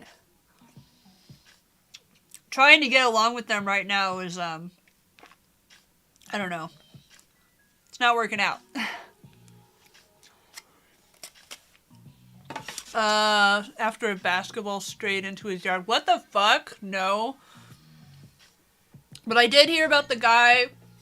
Okay, so there was the guy that shot the black kid for accidentally going to the wrong door, and he was like a valedictorian or something like that. And that's like an 86-year-old man, and they show him shuffling into the courtroom with his little cane or whatever, and it's like, you fucking tried to murder a black kid for showing up at your door. Like, I swear you just went there and, like, knocked, and you're like, oh my god, a black person! They must be, you know, they're a murderer, I'm gonna shoot them. Like, that guy does not deserve guns. There was the guy in his car that the cheerleaders got out of a practice late at night in a grocery store parking lot, and they accidentally approached the wrong guy, or car. So he shot at them and tried to drive away, and one of the girls died, and they were white. That's the crazy part. Yep. And then there's another one that just happened recently that I don't remember what it was. Yeah, fucking piece of shit country. That's all I can keep coming back to. Of course, one of the biggest reasons I moved from California is just that it was getting hotter and hotter every year. And wildfires are scary, yo. I've had to evacuate a couple of times. I never lost a house like some people I know, but... Plus, I always had this dream of having a house with a piece of forest attached and having my own like little stream. Unfortunately, housing already got too expensive by the time we moved up here, but you know, one of these days I'm gonna go viral and make lots of money, ha ha ha. But yeah, I don't know. Of course, the further out from the city I move, the more Republicans are around me. But I already have Republicans living near me, so. What was their current? What? Oh, I heard it was because they walked up to the wrong car thinking it was the friend's car. That's different than how I heard it. Unless it's an entirely different shooting, which is also possible. Man, this thing is rich.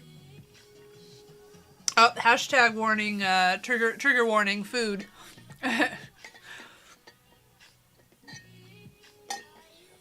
Alright.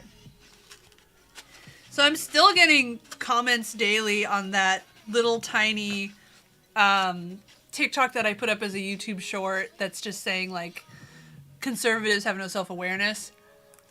Still got, like, 2 comments a day and, you know, 100 views a day from triggered conservatives insulting me. Yeah. And I've also heard that Seattle itself is quite racist.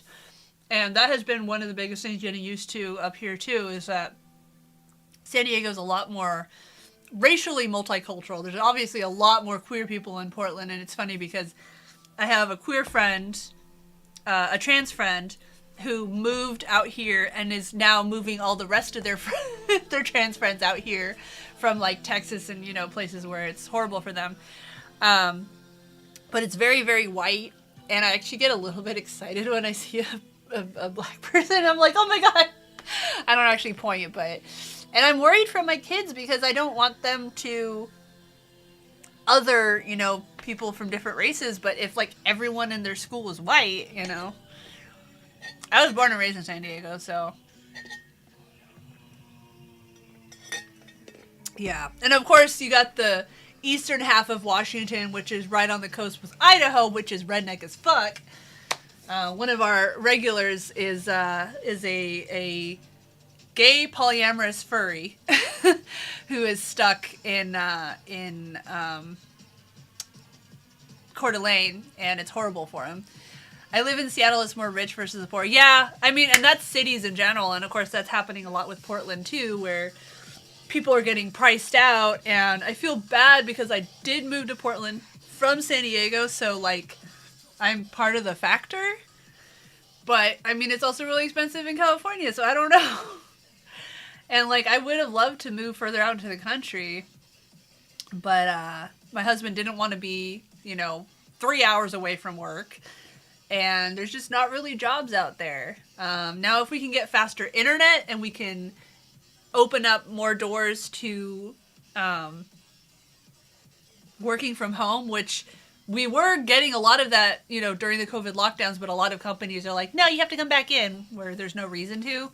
But some places are staying, you know, some people got the taste of it and they're like, no, I'm not coming back into the office. But that's you know, you have to have privilege to do that. A lot of people can't. They have to do whatever their job says. So, Boise. I mean, obviously not everyone in Idaho is, you know, a racist asshole. It's just unfortunate. It's so, I don't understand, like, you look at the polls and everything, and, like, a majority of the country does not like Trump. But I feel like whenever I'm talking to people, if politics come up, they're either neutral or they're pro-Trump. Where the fuck are the liberals? Not even liberals, but progressives, you know. The trans people I know are all liberal or progressive or whatever. But, like, anyone that I happen to meet, like, through parenting groups and stuff like that, they always end up being a Trumper or an anti-vaxxer or whatever. And I'm just like, am I the only leftist parent in all of the Pacific Northwest? I guess it's because liberals are just not having kids. I've complained before that, like, it's really hard trying to make leftist friends because it seems like all the leftists I meet don't like kids. From not wanting to have kids all the way to literally hating them and not wanting to be around them. Napoleon Dynamite. I don't think I've actually seen Napoleon Dynamite all the way through. I've just seen clips from it. So I don't know if I can't even say Ingomiel. I keep wanting to say ignorant. Ingomiel is still watching over in YouTube, but we're actually going to try to visit Seattle in August as a whole family trip, including bringing my dad up, even though my dad's frail, and we're going to drive up there using our cars so that we can stop off and go to the bathroom as much as he needs, and also because I'm terrified of flying. I'm going to try to get him to some of the tourist attractions, but he also has really low stamina, so I don't know. But I definitely want to take him to the restaurant at the Stratosphere because we visited Seattle when I was like 18, but my mom didn't want to drive us anywhere. And we rode the monorail. I mean, I don't remember too much of it, but we didn't have any money. Dad and I didn't have any money because my mom had the job and would like give a stipend, and she would, blow money on a fucking weekend seminar to flip houses, but then she'd tell us that we couldn't afford, a nice meal. Anyway, we went to the Space Needle, my dad and I, but we didn't have money to go up to the top because you have to pay to go to the restaurant. So we just went to the foot of the Space Needle. Now I'm terrified of heights, so that part's going to be hard, but I feel like I need to do that. I need to cross that off going to the top of it. We did go to the top of the New York and Las Vegas when it opened because my dad used to be a travel writer, and we went to the opening of New York, and we went to the opening of MGM Grand, which ended up closing anyway. So I very vaguely remember they had a life-size Wizard of Oz thing with like the field and then the castle and then the people, but you couldn't actually get close to them. You could just look at it from afar. The smoked salmon is good, but indeed expensive. Yeah, well, it's like with Vidcon, like, it's a special experience. Like, I wouldn't go to a fancy restaurant, like, once a week in real life or anything like that, but I went to Seattle all the time when I was in the submarine USS Florida. As her home port was across Puget Sound from there. I thought it was good. Most are liberal.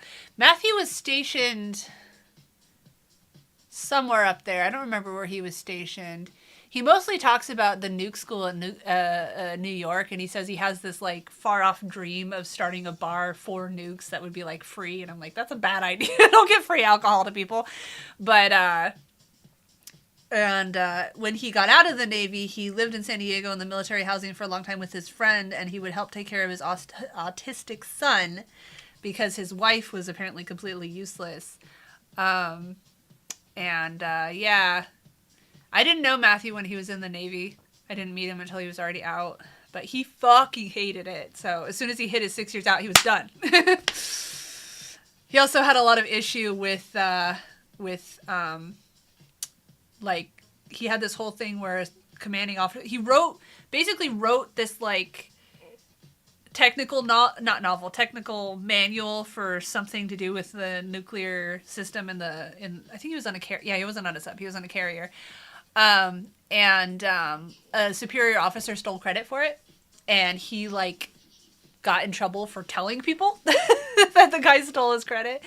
Anyway, no, he wasn't on a sub. He was on a carrier.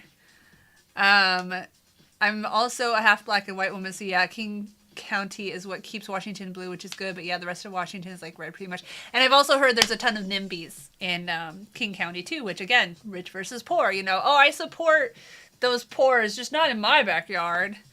And it's like I can't go on next door because there's so many fucking NIMBYs and the homeless people, all the Portland is sending us all their crime, and just fucking God, I hate people.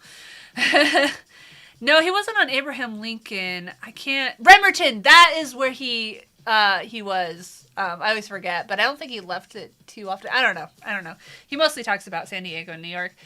I had a friend who moved up also to Portland from San Diego who is black, and she ended up getting really weird, so I stopped being in contact with her. But she said that when she lived in Seattle for a little bit, it was the most racist place she'd ever been.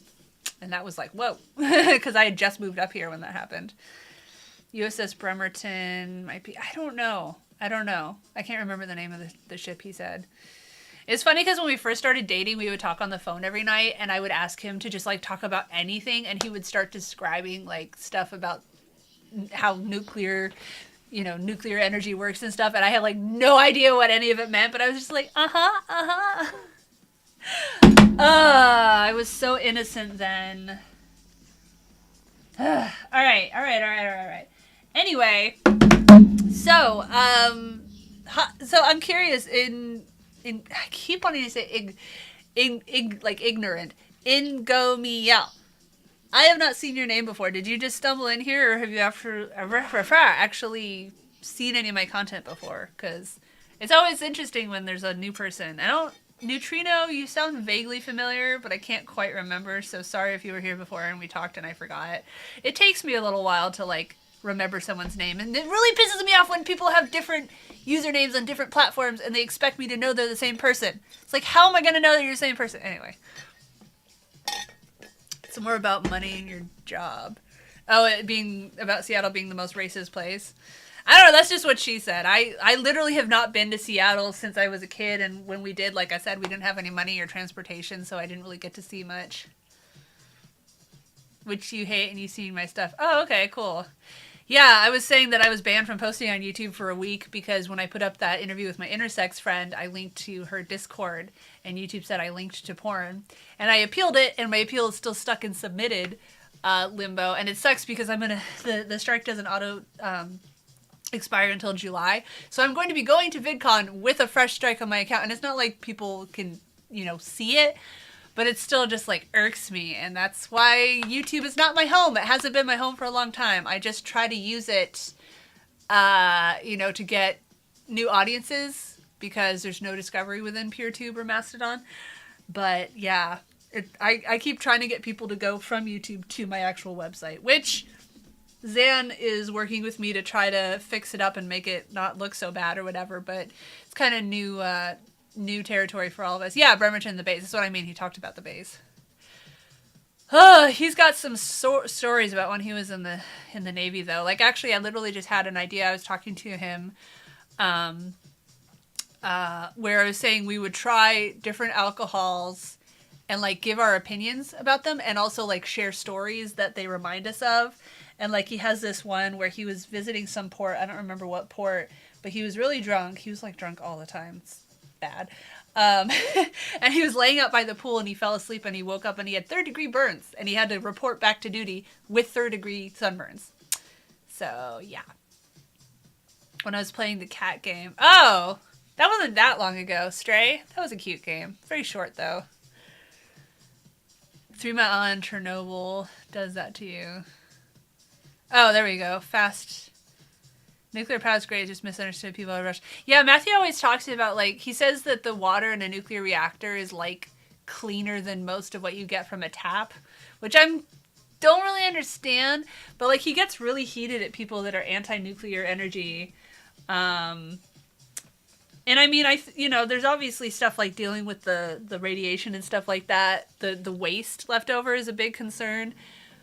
But it's also like, with gas and oil, we're fucking killing the environment, and it's not, nothing is a perfect option. And I think people rationalize the gas and oil more because it's not an immediate effect. You're not, like, holding radiation in your hand, Deionized water, yeah. And it's interesting, but yeah, he gets really mad. And also, like, there's the difference between fusion and fission, and I think fission is the one that they're trying to work on now, and it doesn't leave waste. And every now and then they'll be like, we had this massive breakthrough, and it's like, there's something about, like, they had something that they built somewhere in Germany or something like that, and they managed to have it work for, like, 7 seconds, and it was enough power for, like, a small city in 7 seconds, which is like, whoa. But it's going to be, that's fusion. I can never remember which is which. No, just talking about nuclear energy and, like, how Matthew gets all passionate talking about the difference between fusion and fission. Fission is what we have. Okay. Fission, I am assuming, is cutting the atom, and fusion is something about, like, reorganizing the subatomic particles. My gaming channel, when you're, so most of the time you just listen. Oh, yeah, sorry. I wish I could stream more often, but I can't really stream in the evenings because I'm watching the kids or whatever. Once I move this office downstairs, I think I can stream even when I'm watching the kids more because I'll be like on hand to kind of watch them at the same time. I also think that I want to get Link on my streams more often. Obviously on the Twitch and YouTube ones, not on joystick. Like you cannot have children on joystick because it's a sex site, even if I'm not doing anything sexual. Because like we did a couple of videos with him and he really likes it, and I'm spread so thin between Topless Topics and Sarah Got Game and, you know, his channel, and then of course like parenting and PTA and shit like that. Summer's going to be interesting because we're taking Aiden out of daycare and Link's going to be out of school, so they're going to be home 24/7. But if I can involve them in the streaming more or whatever, it might be fun. I'm a little hesitant though, because it's like I don't want to yell at them on stream and have people be like, you're abusing your children. Because some people are just like, especially people that don't have kids, they think like, oh, you're yelling at your child, you're spoiling forever. And it's like, asking my kids to nicely do something does not work. Bribes don't work, blah, blah, blah. Do I use joystick anymore? Yeah. I use joystick when I'm editing video. That's about it. I've lost interest in going topless live because I just get asshole perverts and it's just gross. But I'm fine with using it when I'm editing video, but I haven't really shot a lot of topless stuff recently because I just haven't really had time to do new stuff. I was working on a script for a why I was never really a nudist video I want to film, but I haven't had a day when I was free and not exhausted to work on it yet. Like I'm really tired today anyway. Not just asshole. No, I mean I get you guys too, but I mean I also get you here. So, you know. The only people I get on joystick that I don't also get here are asshole perverts. So, fusion is dirty. It doesn't leave waste, but the insulating and coolant gets ionized bad. Literally all nuclear waste from commercial reactors would fit in one football field.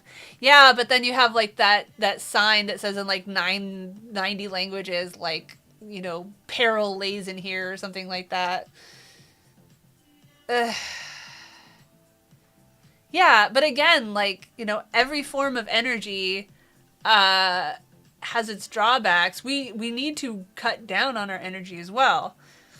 And then we have, you know, solar and wind and everything, and like the solar pisses me off, especially in California and stuff like that. Like it doesn't make any sense to me why we don't put solar over parking lots. I mean, if we're going to have these massive parking lots anyway, it's free shade and protection from the rain, and you're creating energy. Like, what the fuck?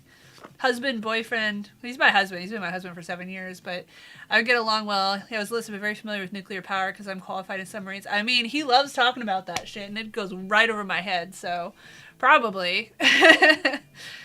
It's funny because we started this ARC server like a month ago or something, and he's like, oh, you should invite your followers. And I'm like, yeah, I know, France. I know. They passed that law that was like, if you have 72 or more spots, you have to have a solar thing, which is great. Fossil fuels is only like, I mean, it depends where in California. Because I was born and raised in California, and I mean, we moved up here 7 years ago, but I almost never saw solar. Maybe sometimes on houses, but like, I just remember massive parking lots with no solar. So maybe they're building up more in the last few years, but probably one of the pairs.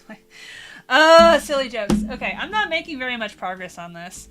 That usually happens in live streams. You know, either I'm chatting a lot like this and not making a lot of progress, or I'm making progress but I'm like dead silent. And I mean, it's up to you guys. I feel like this kind of stream is more entertaining, personally. It's definitely more entertaining for me. But I don't know if it like frustrates you guys. To see me not making progress. I don't know. I almost want to play Resident Evil, except that Emrich is the one that really likes Resident Evil, and he's hanging out in Jamaica right now, so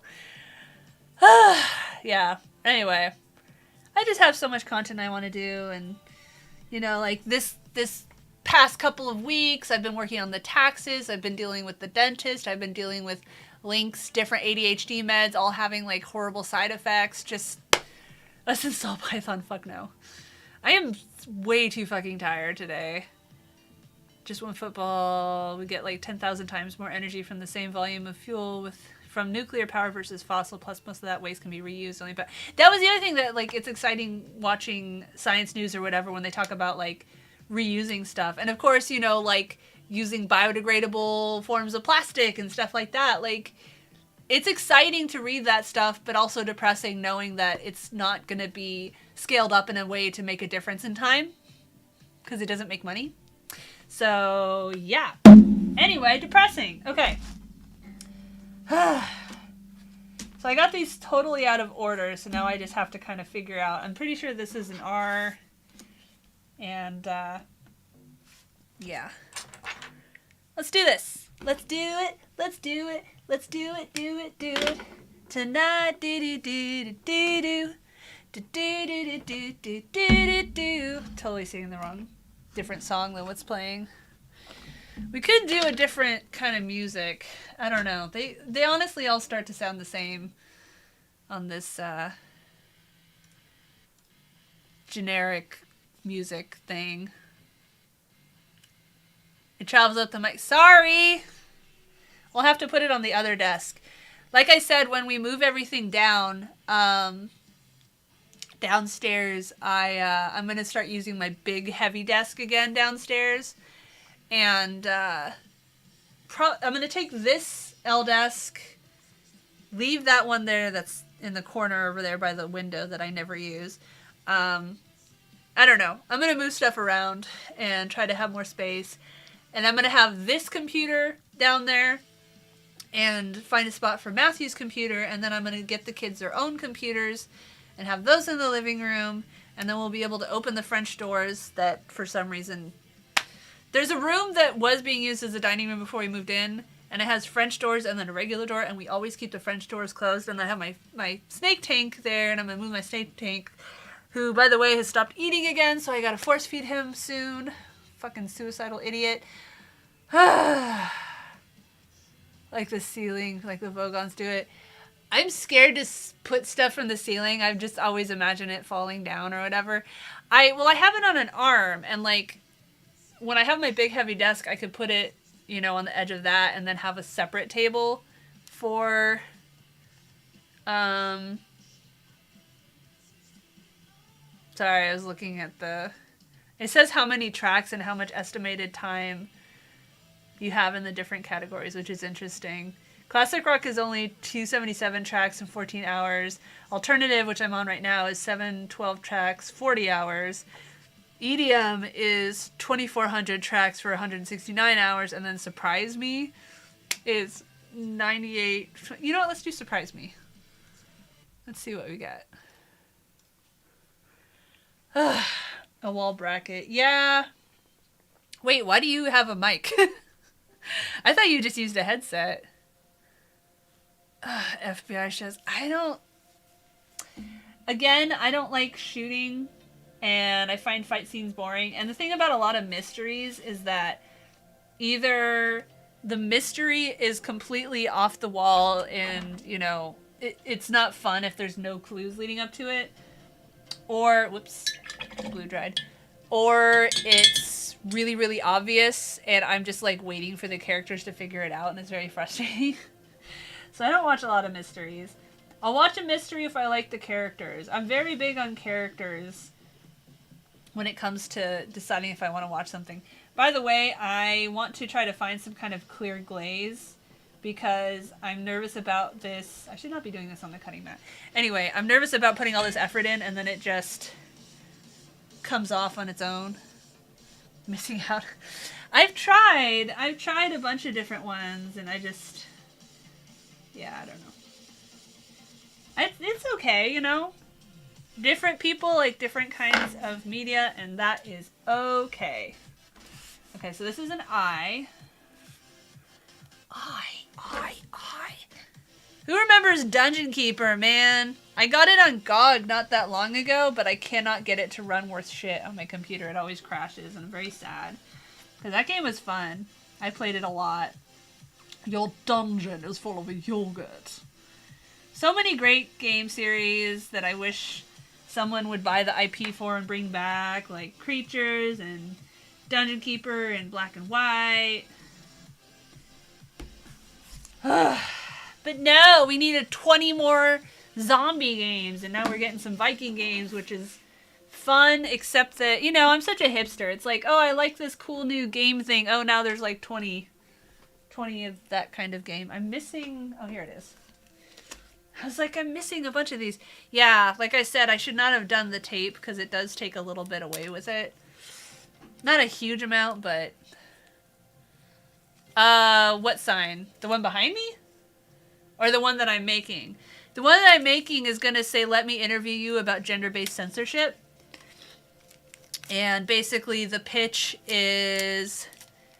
Do you think that all genders should have the same rights? And then assuming they say, yeah, you say... Or I say, do you think that should extend to being allowed to be topless online and in public? And then see what they say.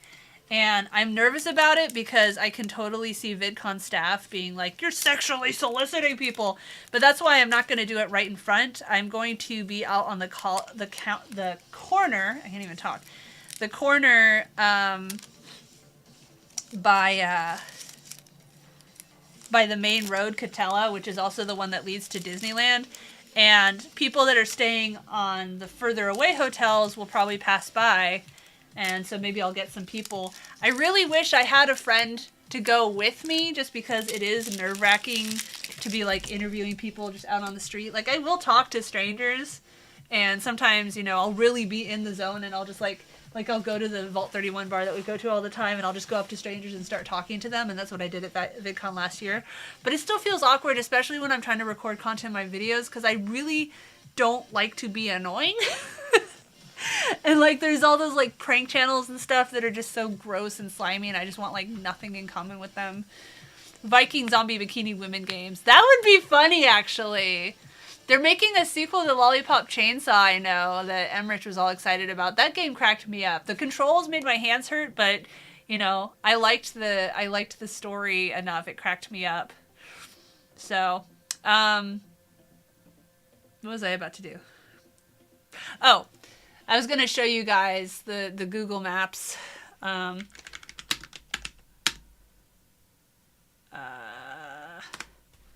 of what I was saying. I was actually looking it up the other day, and there wasn't really a perfect demonstration of it, but okay. It's funny because they got a WonderCon thing there right now, so I wonder if that's streaming right now. I mean, if that's going on right now. There we go. So, okay, so here's the convention center. Here's the main Hilton where I stayed last year because it used to be where people would go to network, but now all the networking people, all the famous people get housed way over here in the Hyatt Regency. And that girl that I mentioned, Princess Aubrey or whatever, we walked all the way from here to there trying to get into this fancy party. We ended up not getting into it, but we still had fun, except that I was wearing sandals and my feet were dead, so that part was not fun. But I was thinking right here in this corner is where I'll do it. And how do I go into...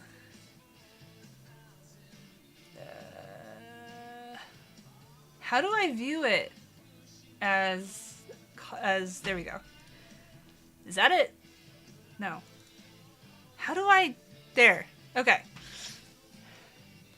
So yeah, basically like right here or maybe over here by this so I can at least sit on that or whatever. I don't know. I could do this and then have the sign up there or whatever.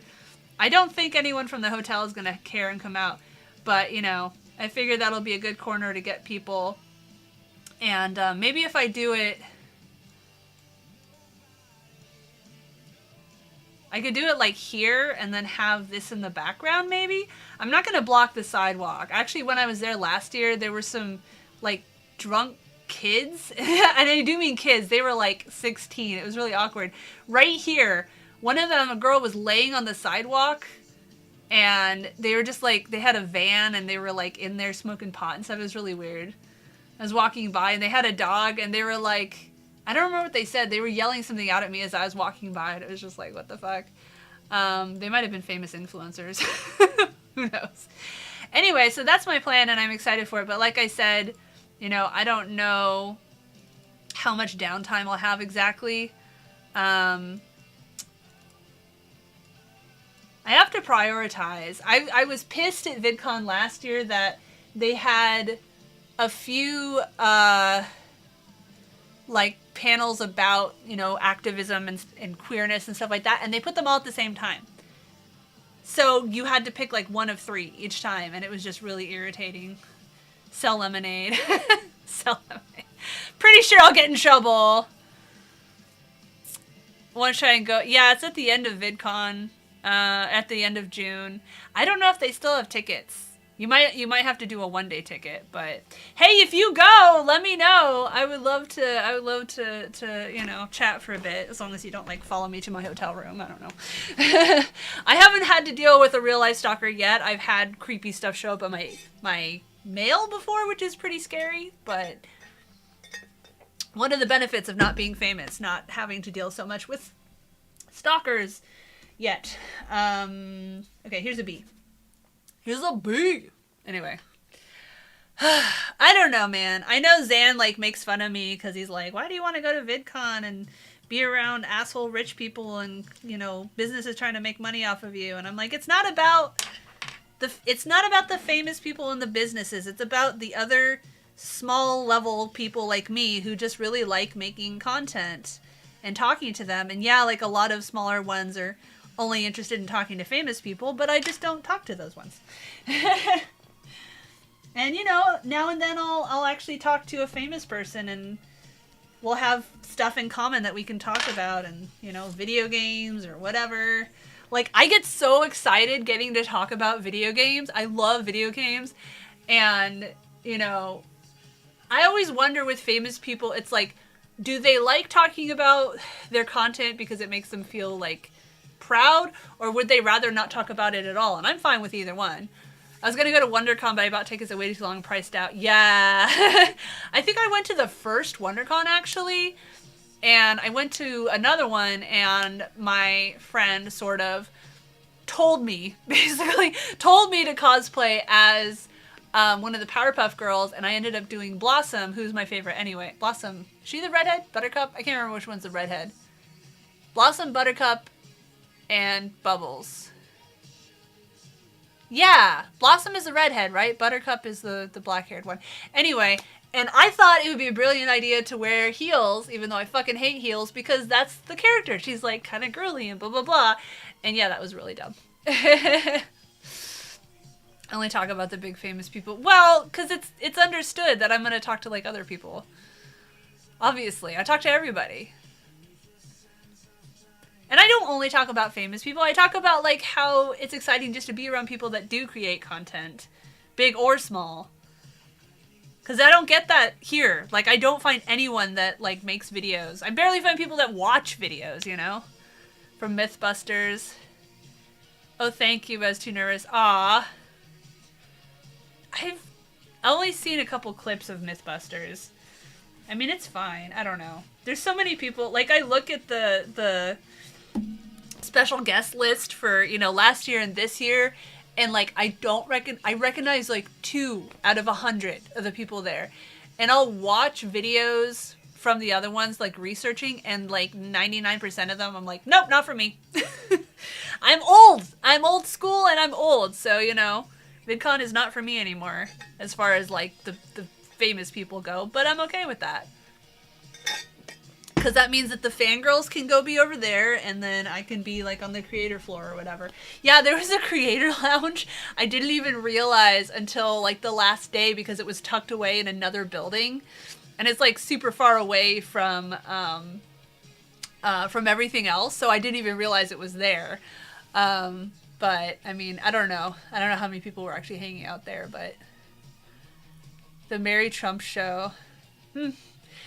Maybe. I mean, I do talk to other people when I go to shows or whatever, but then I generally never see them again. I didn't know Mary Trump did a show. Is it like, you mean like a podcast? because I know she has a podcast. Graduated in 1996, 45. Hey, I'm 38. You know, I'm not that far away, so. All right, so Y. This is a Y, I'm guessing. YMCA. I always think of this roller rink that I went to once a long time ago whenever I think YMCA. Which, I mean, roller rinks are boring.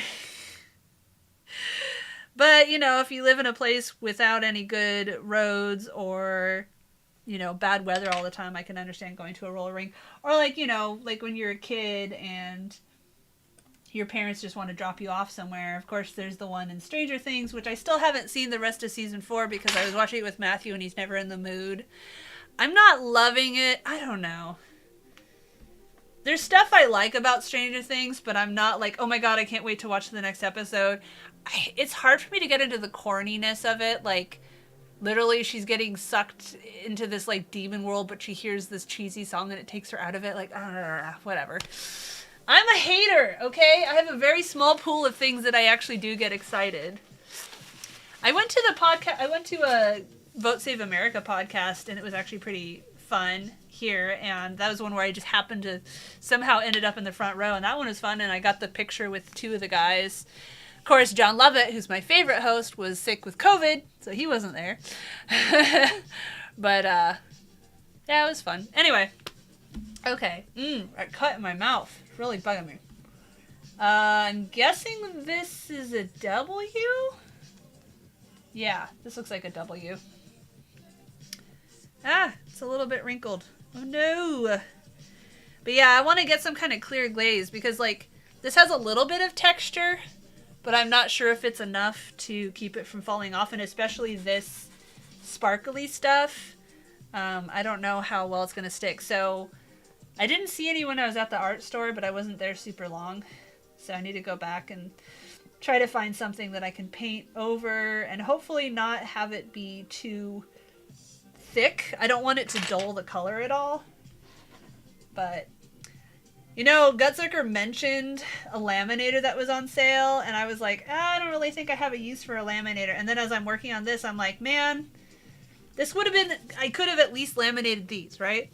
At least it's California, so it's really unlikely to be raining during VidCon. You know, you could have a freak summer like last year not last year, more recently. When I went there for VidCon last year, it was in the 90s the whole week of VidCon.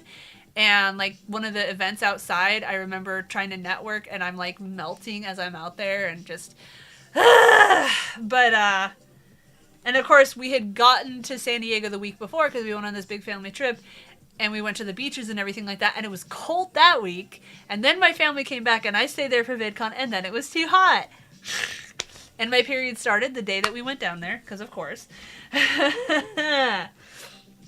And I remember Matthew and I had like a pretty bad fight one of the days. I don't even remember about what. Oh, I remember because we went to go hang out with my friend Jenny over in Oceanside, and she and I got like pleasantly drunk, and I was having a really good time, and it was like, hey, can I spend the night here and you can come get me tomorrow? And he's like, no, you have to come back with me. And so I was not happy about that because I don't think there was really a reason for him to not have let me spend the night there. But VidCon's gonna be great. I'm gonna be all by myself for 5 days because I decided to get there the day before and then leave the day after rather than have to like fly at the end of a con day. But maker spaces, not that I know of. There might be some down in Portland. I think the library actually does have a 3D printer thing, but I just like the ease of doing stuff downstairs. Like I can go to Office Depot and get, you know, pay to have something laminated, which is what I did for my thing that displays my channel info, which I want to do a second one so I can actually post it on here.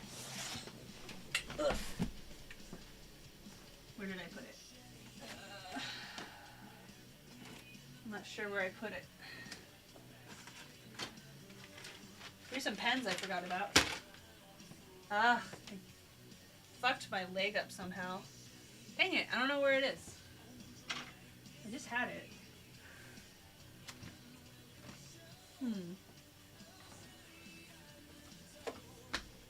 I bought another wig. It's from the same black-owned hair place that I got this wig from. Because I was in the area waiting for something and I saw it on a mannequin and I was like, oh, I want that. So I went and I got that.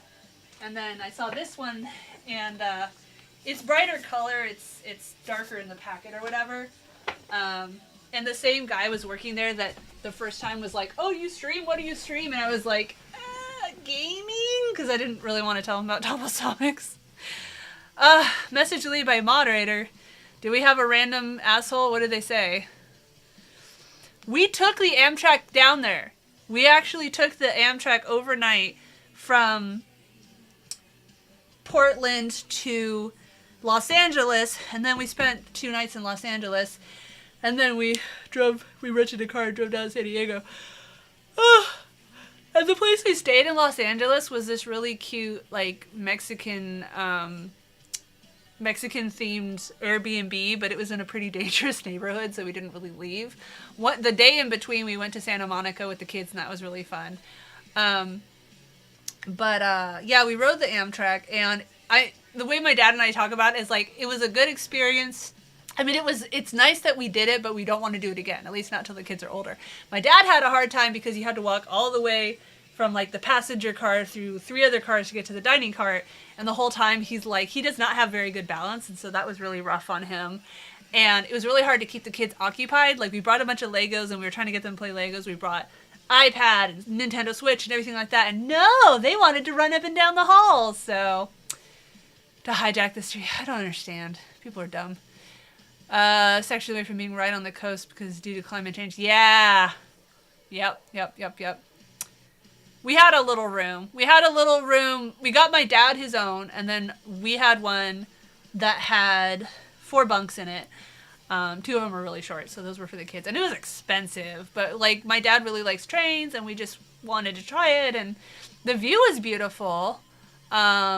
It was a little alarming because nobody wore masks, and this was like fresh after, pretty soon after lockdown. Like, Delta was rising and stuff, so that was a little stressful. But I had lots of interesting conversations with people and everything like that. But yeah, the hardest thing was literally just the kids were not content to stay in the room. So yeah, I think it was Coast Starlight that we were on. It was like a day and a half, and I remember sleeping was really interesting because it was like shaking a little bit, and I would wake up every time it was a little jostling and be like, what the fuck is happening? Oh yeah, I'm on a train. I am not used to waking up and moving objects. So yeah, that was new.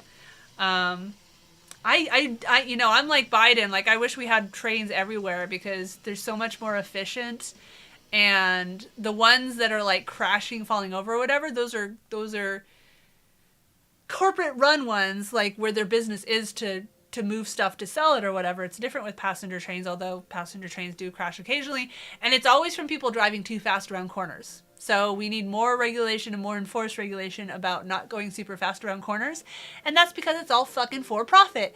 And also the fact that, well, Amtrak is government subsidized, the rails themselves are owned by corporations, so of course they're not going to, pay for upkeep because they'd rather put that money in their stock portfolio. So, as with everything, it needs more regulation. Regulation by people that actually want to keep it safe, not keep cutting corners to make more money. But, yeah. Well, he hasn't been in the Navy for, he joined when he was 18, I think. And he's 1 month exactly older than me, so he's 38 now. Or is he 37? I can't remember if I'm turning 37 or 38 this year. I always forget this. How old am I? I am... my birthday... Oops, no. 15 November 1985. So today is 20 April 2023. I'm 37. Okay, I thought I was already 38.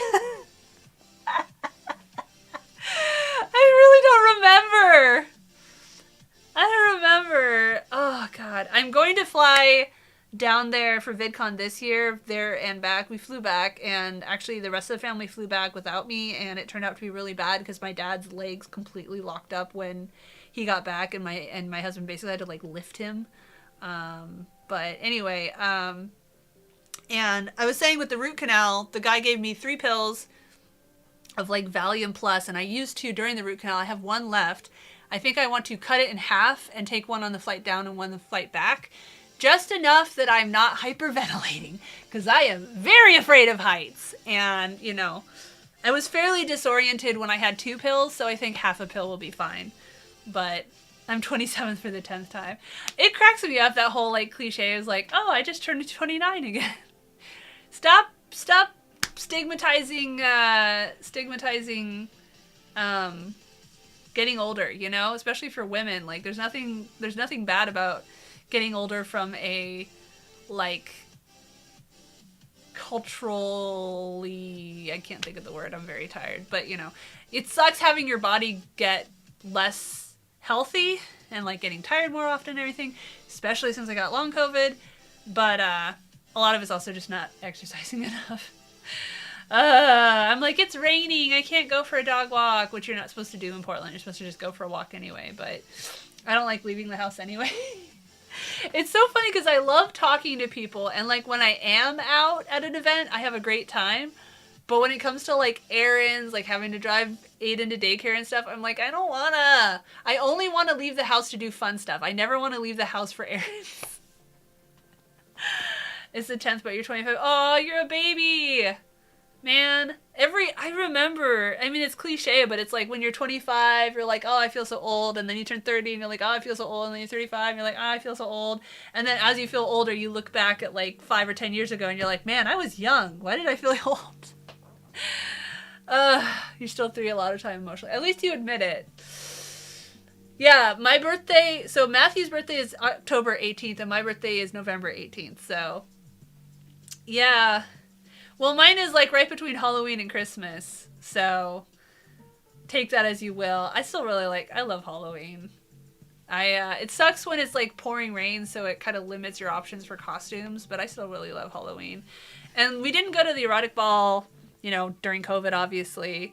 And it's a lot harder now because my mom's dead, so she can't babysit at all. Not that she was like very physically capable of it when the kids were babies. Still trying to figure out how to find a babysitter, but finding a babysitter that's free on Halloween is going to be hard anyway. But it'd be nice to go back to the erotic ball because it was fun. Except for that whole thing with the having to babysit the would-be paramour who was super drunk, and I had taken an edible, so I had no idea what was going on anyway. And no, it's in Portland, and it's really fun. Like literally, they have. Like on one of the floors they have this like little mini BDSM area where you can like get spanked and stuff, and then on the top floor they have a stage where they'll have like concerts and costume contests and stuff, and then the floor bounces a little bit. It's really weird. They have a coat check, but it's a little chaotic, and then there's something on the, I think there's a bottom floor, but I can't remember. Anyway, there's a couple hallways that are kind of crowded, and getting from the like BDSM area to the dance area is kind of difficult. And, you know, there's only like 1 bathroom. And like I said, you know, once you leave, you can't come back. So that kind of sucks. But I've noticed more places have little smoking areas. Like the place that I went to the theater for the Rachel Bloom show, like last week, they had a little smoking area that you could go out and then come back in. So I don't smoke, and I think smoking is disgusting, but that's nice for people that are smokers, because I know how y'all are. I remember when I did briefly live in Florida, how angry I would get that for some reason the coworkers that smoked were allowed a smoke break like every fucking hour. They got like 5 minutes an hour, but if you didn't smoke, you didn't get that break. What? But this is Florida, you know? I only lived there for like 9 months, and yet I had like 4 different jobs because I just hated the jobs so much.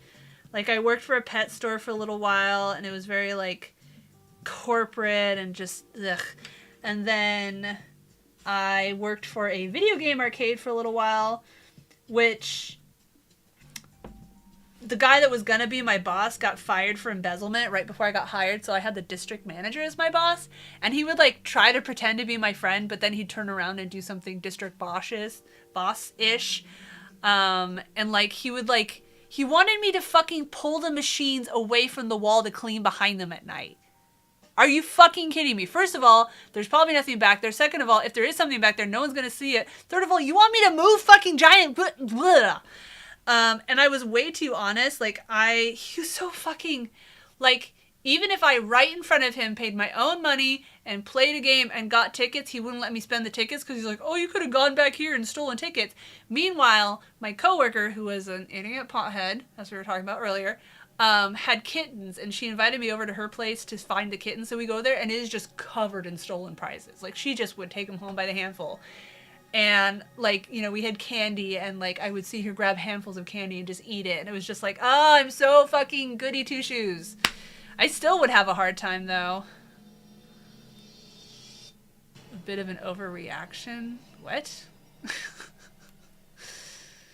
Anyway, yeah. You could smoke a bunch of extra filters. That's funny. Well, Matthew never... Ugh, I know, chewing tobacco freaks me out because they'll get, like, ulcers and cancer of the mouth and stuff. Ugh.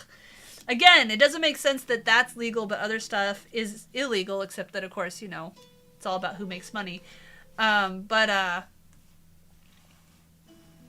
well, so, like, that idea, I had to like, try different alcohols and then tell stories about, like, what it reminded us of with my husband. He says he never drank until he joined the military, until he joined the Navy, and then he became a drunkard. So what did Zalbag say that got him in trouble? Probably just, like, nice tits or something like that. Well, I'm not topless right now, so... I love how many dudes still assume that, like, if you're a female streamer, you just automatically get famous. Like, really, dude? Anyway, I'm missing some letters, I think. Well, here's an O. I am so slow at this. If I was not streaming, I would have finished this in, like, 20 minutes. 25 feels old. Smoke break thing is dumb, but I just lie so that... Yeah, just, like, have cigarettes and never actually light them. You talked about sparkles. What? Okay, I have no idea what you're talking about. You must have erased it, because I don't see it.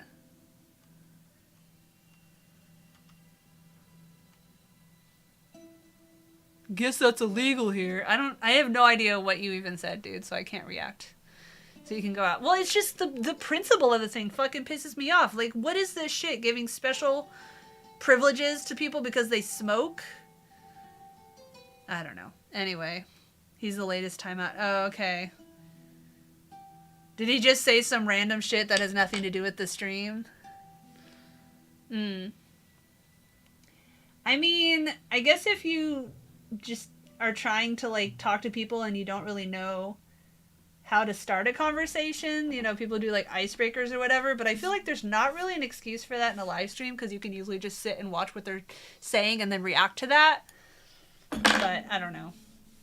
I don't really go to other people's live streams unless they're small enough that I can actually get a word in edgewise, and then I talk to them about whatever they're talking about.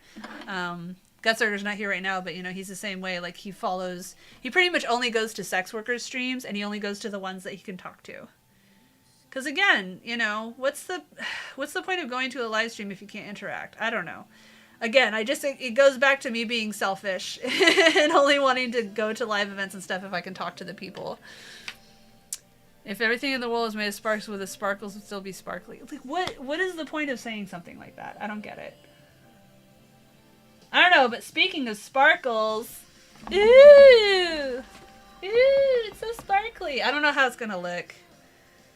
I don't know, like, I was debating it because I'm like, it's, like, super girly. Is that gonna put off guys? But at the same time, like, when I did the asking people to talk about feminism in Venice Beach, or talk about topless equality in Venice Beach, I could not get any women to do it. I could only get cis men to talk about it. I got timeout for 10 minutes. Well, okay. I applaud you for sticking it out. Most people would not. Discord servers. Now, Discord servers and some other streamers, like, there's been a couple of Discord servers that I have stopped going to because they were for another streamer or something like that. And someone would like ask, like one streamer, the streamers themselves were nice, but their mods were like way too zealous. And like one of them, I got kicked because someone else asked for mic recommendations. And so I was like, well, I use this one for my streaming and it works pretty well. And they banned me for self-promotion. I didn't even link to my content or name my content or anything. All I said is I use this while I'm streaming and I like it. And so I was like, fuck that, Discord. And it sucks because I liked the streamer, but fuck those mods, you know? Anyway. More people get hooked on. That looks nice. I love the pink. I know. Well, like I've said that for a really long time, I denied myself from ever wearing or liking anything pink because, you know, the popular girly girls who were assholes to me were into that stuff. So I was like, I won't have anything in common for them. But, yeah, I don't know. I can understand like wanting to look out for your, you know, your streamer that you feel like you're protecting or whatever. And like someone being rude or like random in a I don't give a shit what's actually going on here, I just want attention way I can understand. But something like, I don't know, I just can't believe that you would ban someone for saying this is the mic I use while streaming for self-promotion. Like that's just extreme to me. But I mean, I guess if you're on a server with a famous streamer and you get a lot of people that are like link bombing, you have a hair trigger for that. It just sucks that there's only a few places that are like for smaller creators to network, and every single one of them just seems to have people who show up, give their links, and leave. No one ever interacts, and it really pisses me off. You got kicked out, the guy running it was very anti-Ireland. That's weird. Ireland just had their like 25th anniversary from the Good Friday Accords that supposedly ended their like bombing each other. There's this show, Dairy Girls, that's set older. I don't know exactly when it's set, and it's a comedy and it's really funny, but yeah, they'll like occasionally mention car bombings and they actually make jokes out of it, and it's like, ah. But I mean, we have school shootings here, so I guess it's like that, you know? Don't really see jokes about school shootings very often, but yeah. Thing that happened on the ARC subreddit where someone was like, I went to the desert and no Scorched Earth intro music played, and someone was like, you have to go to Arizona for that, and they replied, the US no thanks, and I replied to that as like, yeah, I don't blame you, especially in Arizona with loosey-goosey gun laws where you're 1,000% more likely to get shot, and it got downvoted to oblivion because gamers by and large tend to be conservative, and ARC players especially tend to be whiny fucking shitheads. I love ARC, hate the gamers. Anyway, that was a rant. I was trying to ask on Reddit about how to operate this watch that my pen pal in the Philippines got and make a question violated the rules and they didn't post it. Come on, guys, what was the point of this watch for him then? What? I mean, what? I don't get it. Speaking of watches, my dad has this really old Disney Mickey Mouse one from back when he used to work at Disney, and like my mom multiple times took it to repair places to try to get it to work again, and they would like charge money and say it was working, and then it would break again, and finally we gave up on it. But and like she got it on a new band and everything, and it's just sad because she really tried. Far right people. Oh, we've always had a lot of far right people in the nerd community, especially gamers. I mean, fucking Gamergate and shit like that, you know, and the atheist to far right pipeline and stuff like that. Basically, what's happened in the last few years is people's worst impulses just got more and more reinforced because they found people that they kind of agreed with, and then it just reinforced those terrible opinions. And also, it doesn't help that like Twitter and YouTube and everything like that deliberately put divisive shit in your Facebook feed because they know that you're more likely to click and engage with it. So, yeah. I don't think Trump really accelerated it. I think Trump was a rallying figurehead for people who already felt that way. But yeah, shit's bad, yo. I was saying earlier that, you know, pretty worried about the presidential election because Dems continue to be fucking useless as far as like countering misinformation and not being so much on the defensive, because guess what? People who vote Republican are not going to stop voting Republican just because Democrats say that so-and-so is, you know, I don't know, cutting their Medicare. They clearly don't care about that. What you do instead is you talk about the accomplishments that Democrats have done, you know, like job rates and stuff like that. But yeah, I mean, and don't focus on centrists. There's no such thing as a centrist. You're a conservative, or you're a conservative light, or you're progressive. Like, there's nothing in between. Anyway, the whole stereotype with liking pink is ending. Is it? That's kind of cool. I do fucking hate pink versions of stuff, though. That really pisses me off. I am making a sign that says, let me interview you about gender equality. About gender-based censorship. Maybe I should do gender equality. I don't know. I'm already doing gender censorship. And then I'm going to, at Vidcon, which is at the end of June, I'm going to stand probably on this corner and have my sign and a camera and just try to get random people passing by to let me ask them, do you think that all genders should have the same rights?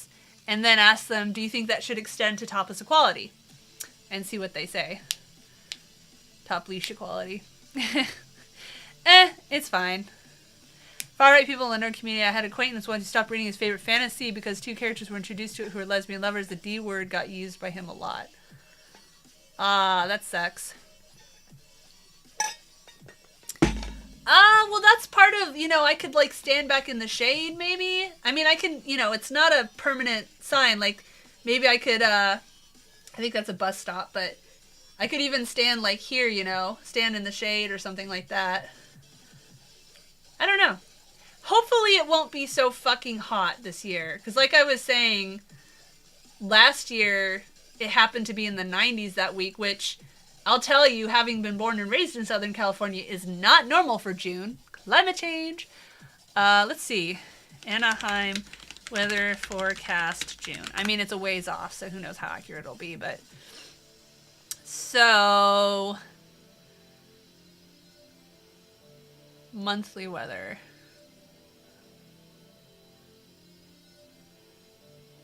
So they're guessing mid-70s to mid-80s. That would be fine. I mean, up to mid-80s is fine. It's when you start getting into the 90s that I'm like, can we not? Yeah, I mean, places near the ocean are always cooler. That's why it's funny, because, like, it'll be a decently warm day here, and the kids are like, let's go to the beach. I'm like, no, sweetie, it's like 10 degrees colder. You never care, but when you wear pink out, other women tell you how brave you are. Interesting. Are you a woman? Oh yeah, you said you're a woman, so. People tell you you're brave for wearing pink? That's interesting. I don't think I've ever gotten a comment when I wore pink. I've been trying to make an effort to get more colorful clothing. When I was younger, I mostly wore, like, black and dark solid colors, and I think part of it was just because I was shy about not wearing a bra, and I was, like, trying to minimize attention, but I still really fucking hate wearing a bra. And also, like, well, the thing that sucks is that a lot of times I'll see something and I like the pattern, but they're always polyester, and I fucking hate polyester. I am on the spectrum, and I've learned to suppress a lot of my demonstrations of it, but the feel of things is still something that really gets me. Like, I still cut the tags off all my clothing, and anything that's like polyester just ugh. And so it just really sucks that, I'll find these really cool patterns, and then the material of the clothing just is always super hot. It's not always super hot. Yeah, I know. Work uniforms tend to be polyester. And, like, I was in OTC in high school, and our outfit was polyester, and I hated wearing it. Oh, my God. Watch you separate their... Wow, you seem like a nice guy, Zalbag. I don't know what you said, but... Oh, just it's in the title. You're kind of overreacting there, buddy. I mean, you Zalbag. I'm not really sure why you feel the need to tell my my moderator to fuck off, but I'm not gonna ban you. I'm just gonna say, like, I don't really understand where your aggression is coming from. So, anyway. But yeah, so, I like this color. I like pink now. I admit that I like pink now. That's the difference. And yes, I do have a lot of pink and purple in my logos, and that's kind of on purpose because I want... It's supposed to be, like, kind of... It's feminism, right? And it's like, you know, topless equality or whatever. Why do women not get the same right as men? Like... I feel like it wouldn't be as, I don't know if iconic's the word, but like if I was using like male colors, like, you know, blue and green and stuff like that, I feel like it wouldn't have the same aesthetic. I don't know. But as we've discussed, I have a different sense of what colors I like than a lot of people for some reason. Okay. I'm missing some letters. And I have no idea where they went. Are they under here? No? Oop. Well, let's... Oh, there's an E. I found an E. Hark, I have found an E. Well, here we go. And this one is probably... Oh, this is the I. I forgot this was an I. Huh. I thought it was two different dashes for some reason. Okay, we're good. We got it. We're good. Polyester. Brad. You're like Brad from Space Force. Just kidding. Brad's an interesting character because it's like they're kind of mocking a character for being stupid, which is a little passé nowadays. But at the same time, it's nice to have representation of people who weren't like necessarily the smartest. And also the fact that they don't call him stupid, you know? They still like treat him fondly or whatever. It's just he'll say something stupid and they're like, "Oh, Brad." Anyway. You didn't know Space Force? Oh, it's in the second season now. It has, Steve Carell from The Office in it, and he plays this admiral, where they started Space Force, and they started the show, you know, during the Trump administration. And it's a cute show. It's like, they treat it as if it's like a real... It's not exactly like The Office, because it's not, you know, interviews, like... There's no fourth wall breaking, but it's cute. I don't know. It's kind of funny. It's got some sharp commentary for sure on like military culture and stuff. So as an ex-military person, you might like it. There's some subplots that are interesting. It's not a very realistic as far as like, you know, he'll fuck up something major and then the higher ups will be like, you fucked up, but, you know, we'll let it pass this time. It's like, from my secondary understanding of the military, that would not happen that way. Not unless you're rich or, you know, the son of someone important, you know. Or, you know, it's a rape. For some reason, it seems like the military doesn't really do much about rape. I assume women. I don't know about men. I don't know about men getting raped if they do more about it. I just know that I constantly hear that the military doesn't do shit about female people in it getting raped, so. But what place does? Speaking of right-wing people in the nerd community, a week ago it was announced that a transgender actor was going to be on Doctor Who. I moderated a Facebook group and we had to ban over 20 people. God. I'm glad that you're banning people though, because it's like so many places, especially like nerd places or whatever, they're like, oh, we don't want to talk, you know, let's not do politics. We don't want to be divisive. And it's like, everything is politics. Everything is politics. If you think something is not political, it's because you are benefiting from the status quo. And that's such a cowardly fucking thing. It's like when I get these Trumper nudists who are like, why do you talk so much about how much you hate Republicans? Why don't you talk about nudity? And it's like, first of all, talking about nudity is boring. Second of all, fuck you. I don't give a shit if we both are okay with being naked in public. First of all, you're probably one of those militant, anyone who wears clothing is a sheep type person. And second of all, again, I don't give a shit if we have that in common. I don't even give a shit if, like, even if someone is like queer or polyamorous or something, if they're a Trumper, I don't want them in my life. Fuck them. I have hills that I will die on. Anyway. Yeah, they do. It's weird. It's okay to not wear a bra, just beware the creepy guys.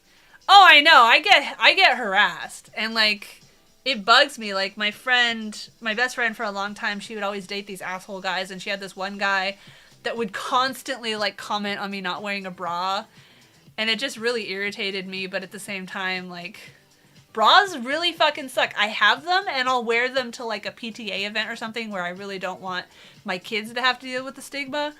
But something like a convention or whatever, I didn't wear. And I still feel like a little awkward, especially when it's like cold and they're like really hard, which I can't control.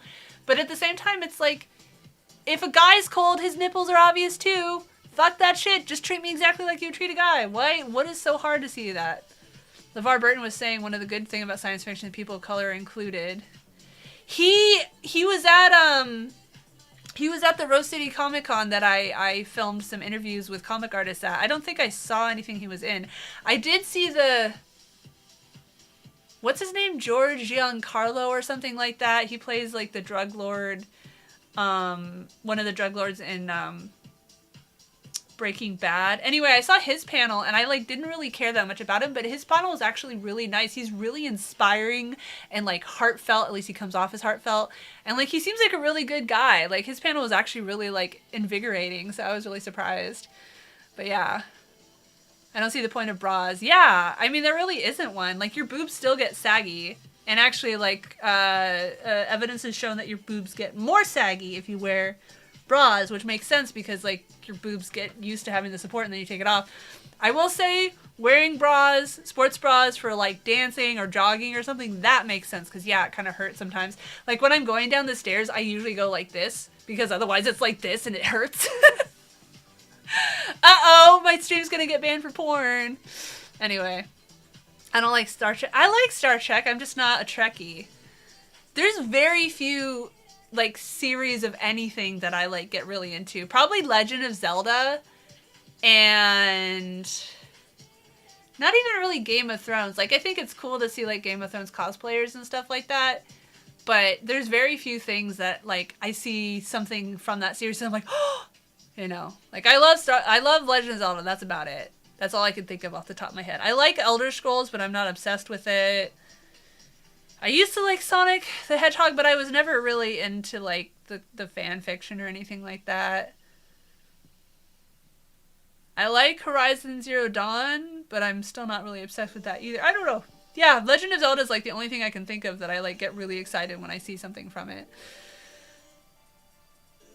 Her rebellion as a teenager was to like Star Wars instead of Treks. That's funny. Ha ha ha, Brad. I actually tried to make Daenerys like flowy dress once and I could not figure out how to get it to fold right.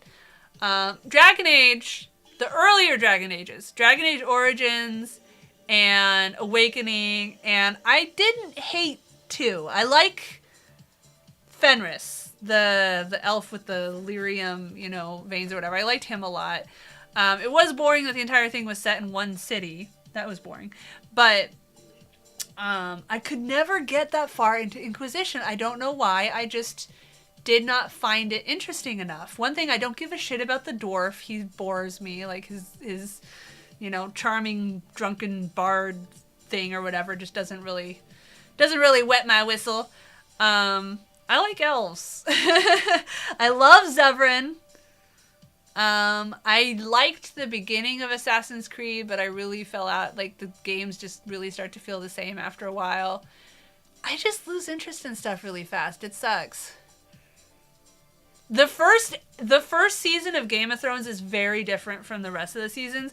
The first season, they really, like, tried to play into the, like, sex scenes and everything, because it was like they didn't think people would watch for the intrigue of the, you know, the plot intrigue and the adventure and stuff like that, which is stupid because Lord of the Rings had already been out and was massively popular, so I don't know why HBO assumed that they needed to have sex people. But then they realized, like, as the seasons progressed, like, oh, actually, we can have plot. And so, like, the sex scenes and stuff became a lot less frequent. So, I will say that. Don't watch season 8, though. Was it 8 or 6? I can't remember what the last one was, though. That one fucking sucked. They didn't have the books anymore, and I'm not saying that if something deviates from the books, it automatically sucks, but they took all these great storylines and they just chopped the fuck out of them. There was so much, you know, taking the whole core aspect of a character and just completely changing it, and like they had this long-ass plot with these two characters, and all of a sudden one of the characters just reverts to what he was at the beginning of the arc, and it was just like, really? And of course, you know, fucking Jon Snow, they kept almost killing him and bringing him back because he was a fan favorite. And one of the things that was shocking about Game of Thrones at the beginning is they would kill main characters. Like, there are not shows that do that. I think it's because guys are just crazy, not all, but like I ride the bus to work and guys will ask you out and mess with you, so not wearing a bra would make me stand out. Oh yeah, I remember that. I remember riding the bus when I was 16 because I went to a charter school, and this one fucking guy wouldn't stop like asking me out, and I was like, dude, I'm 16. He's like, no, you're not. And I showed him my ID, and he's like, that's a fake ID. And it's like, dude, you're fucking harassing. First of all, my age shouldn't matter. You shouldn't be harassing women. But second of all, you're harassing an underage kid. Fuck off. But, you know, I didn't actually say fuck off. Even now, it's kind of hard to say fuck off. For one thing, there's always the concern that they'll, like, you know, stab you or shoot you for rejecting them. It's really fun to tell guys to fuck off online, though. That sounds like what I heard of season 8. Yeah. Like, I'm definitely from the camp that, like, they should just pretend season 8 never happened and rewrite it. They went to the let's do the unexpected track. But even is it unexpected? I've seen some really dumb defenses. Like, I don't want to give too many spoilers, but I mean, it's old. So let's say Dany, you know, they built her up as this, like, liberator of slaves or whatever, and then all of a sudden they're like, oh, actually she's crazy and she's killing everyone. And it's like, you could have ended up there eventually, but how did she just flip to that overnight? Like, that was just fucking stupid. And of course, the whole thing with Jaime and Brienne, where they were, like, having him sort of redeem himself or whatever, and then he ends up right back to fucking his sister. Like, just really? Anyway. Yeah. Well, it's like going back to, you know why I don't like a lot of mystery series, because either it's completely fucking random and that's boring because there's nothing leading up to it, or it's really obvious and then I'm just sitting there waiting for the characters to figure it out. So Bran is the king. Yeah, I know, that was whatever. Bran got so boring. I liked him better when he was a kid. He turned so stoic, and I just, I don't know. Way better than Game of Thrones TV show. What, the books? I mean, I like the books. I only read the first 4, and I did have to, like, kind of come back and reread them a bit, because they are long. I do remember I was sitting in the park when I read the whole thing how Dany, like, steals all the gold from that one guy that wants to marry her, and I remember being in the park being like, fuck yeah! Random distinct memories. Clerks 2. I did see Clerks 2. I don't really remember much of it. I remember cringing a lot because there's like a lot of gross humor in it that I was like, eh. But which is better between Star Wars, Lord of the Rings, and throwing up? I don't remember that. I just remember watching it. But yeah, I don't really remember anything from it. It's funny when there's, like, a movie or something that will have one really good scene, but then it'll have, like, all this other gross, stupid stuff, and so it's like, I can't really recommend it, because it's like, just go on YouTube and watch this one scene. Don't watch the rest of it. Anyway. Oh my god. We got 22 minutes left. You like the... I am not a fan of... Like, I call it stoner humor. Like, what is that one movie where, like, some guy's ball gets chopped off and, like, flies across the restaurant and ends up in someone's soup and they eat it? I remember I was at a friend's house when we were watching a movie and that happened, and I was just like, kill me now. What the fuck is this shit? Like, and I mean, it's supposed to be funny. I'm just like, what? How does something like that make you laugh? I don't know. But again, it's fine. I don't think that everything needs to appeal to me. If it appeals to you, great. Okay, let's see how many of these letters we have. I think I'm still missing a few, but... Okay. And I'm debating... So I did the gender equality. I was saying earlier that I couldn't find rainbow cardstock. So I cut it out of just, what do you call it? Labeling stuff. And then I went over it with my shiny watercolors that I love, but they're running out. I have had this thing for years and they're so pretty. I love how they like shimmer. But I think they came out kind of hard to read. So I think I'm going to take a pen, a Sharpie, and like carefully go around the outside. Should it be purple? I feel like black would be boring. I know! I am aware of how little work I get done when I'm streaming. But you know what? I don't get to go out and like talk to people very often. This is all my socialization. And I didn't stream on Tuesday because I was getting a root canal, so you know, here I am streaming 2 days after getting a root canal, so you better appreciate that. But yeah. Tomorrow's gonna suck because I'm bringing Lincoln for his well-child visit, and for some reason I scheduled it at 8:15 because I was like, I don't want him to miss school, and then I was like, why the fuck did I do that? I don't want to get up at 7.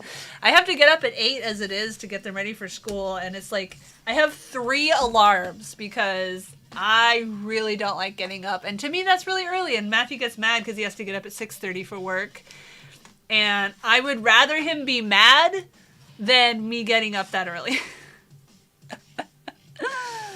The one day Link sleeps in. Yeah. Yep. There's occasionally been days where he was still asleep. I didn't have to work too hard to get him to wake up. I think one time he really didn't want to get up. I'm just glad if he's not sick, because it rarely have we had a week where at least one kid wasn't sick at least part of the week. So at least, you know, once the kids are off for summer, I won't have to worry about unplanned days having a kid home, because I'll just expect them to be home every day. Yeah, well, like in like churches and stuff, like I wish that there were more resources for finding people to hang out, and you know, like I'm a believer in using something like OkCupid to make friends. I think it's silly when people are like, oh, you only use OkCupid to find people to have sex with. Like, why? You can use it to find friends. But again, going back to, for some reason it's really hard for me to find leftists, nerdy leftists who don't hate being around kids, because I just don't have that much opportunity to do stuff without the kids being home, because Matthew's tired when he gets home and he doesn't want to be stuck home watching the kids, and plus he'd like to take part in a lot of it too. And you know, during the day, most people are busy during the day, and also like I have all my errands and stuff I need to do during the day, so it could be fun. I would love to find someone, even if they don't like kids, it'd be fun to find someone who's interested in content creating and gaming and would like maybe even come over during my streams and we could like play games together. Preferably on separate computers, because like a couple of times Philip's come over and during a co-stream and we tried to play games together on the same computer and it was kind of awkward, and there's very few options that you can do on the same computer. Also, he doesn't really talk. So it's basically, I'm still just like the only one streaming. I don't know. I really want to find people who talk a lot like me. I want to find people that are like animated and stuff like that to co-stream with. And who knows, maybe this VidCon I will be able to find, you know, some people to co-stream with, if nothing else. I think people on the left feel like, because of all the negative stuff going on in the world, they don't want to bring a child into this world, but we're having the opposite problem at this point. People aren't having enough kids. Look at Japan, they're aging rapidly. Yeah, I know. And like, I get it. Like, I'm still glad I have my kids. They drive me nuts, but I love them to pieces, and I always wanted kids. I do feel bad that the world's getting worse. I still have a little bit of hope that we might at least mitigate it to make it livable for some of us. Of course, there's already huge populations of people suffering terribly, like in Pakistan and stuff like that, from climate change right now, and of course all the wild animals and stuff. I don't know. It definitely feels like the fascists are winning. It's felt like the fascists are winning for a long time now, and the fascists are idiots who, you know, they're capitalists, so they place all importance in making money, and getting rich and keeping our planet livable are kind of at odds with each other. And even people that aren't like actively, you know, capitalistic, like actively taking a role in destroying the world faster, just passively continue the trends that are making things worse. Look at me. I'm using experience. I'm using energy right now. You know, I am part of the problem. I should be like living off the grid and, you know, growing all my own food and stuff like that. And just, the trend is green tech. Yeah, but the trend doesn't matter until it becomes profitable. Until people make more money doing green than, you know, and then like the fucking Republicans, like the debt ceiling right now that they're holding hostage, McCarthy's like deal, that's not even a deal, literally like repeals all the money that they just put in the Inflation Reduction Act to increase production of green energy.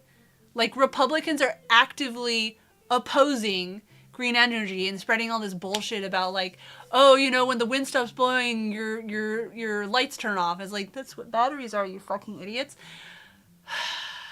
Anyway. Reply guy also not excusing capitalism. Monopolists. Yeah, but I mean, it still comes back to, like, people are not gonna spend money to make money if they can make money now, even if it destroys things faster. They can't stop the blue states. No, but the fucking red states can still, you know, that's the thing about pollution and everything like that, is it doesn't matter if this state is doing all they can to keep the air clear and stuff. You still have fucking, you know, coal miner central over here gushing all that into the same airspace as everybody. So I don't know. I know it's very privileged of me to say, but I would be entirely fine with Republicans making their own little nation and watching them crash and burn as they don't have blue states subsidizing them anymore. And we could just try to raise funds to help the sane people move out of the red states. But I know a lot of people are not going to want to leave. They're not going to want to give up on their homeland. They're not going to want to lose contact with their family and stuff like that. So there's not a perfect solution. I just feel like letting red states have all the power over, like, the fucking piece of shit Supreme Court is going to outlaw all of abortion. It is going to happen. It is already, that ball is rolling. They're already, because of one fucking Trump appointed judge, they're banning MPREF, however you say it, the over-the-counter abortionate that only works like in the first week anyway, that is like like half of abortions are using this drug or whatever. And again, like, a baby is not a baby until like fucking 28 weeks. Before that, it cannot live. It is a ball of cells. It cannot survive on its own. It is not a baby. It does not have a soul. And of course, these people passing these laws are all men who can't have kids anyway.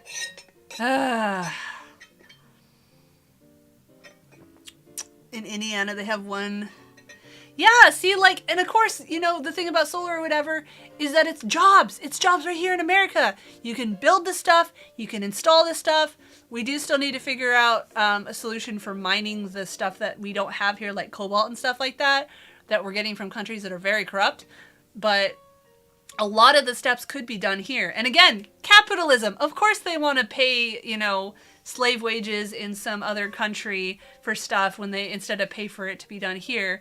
Again, the Republicans and stuff are attacking the wrong people. Don't attack Democrats for, like, putting money into green energy. Attack the corporations for exporting all the labor. Ugh. You don't have to keep selling California on me. I spent the first 31 years of my life in California. I like California. I like a lot about California. I don't like the heat, and I don't like the expensiveness. And, you know, the lack of trees and stuff like that.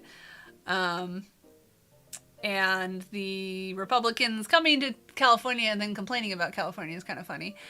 Did I hear thunder? Thunder! Hear the thunder! Oh my god. The kids kept repeating that one day. There's like songs that they'll fixate on. They still do Our House in the Middle of the Street. And it was cute like the first 70 times.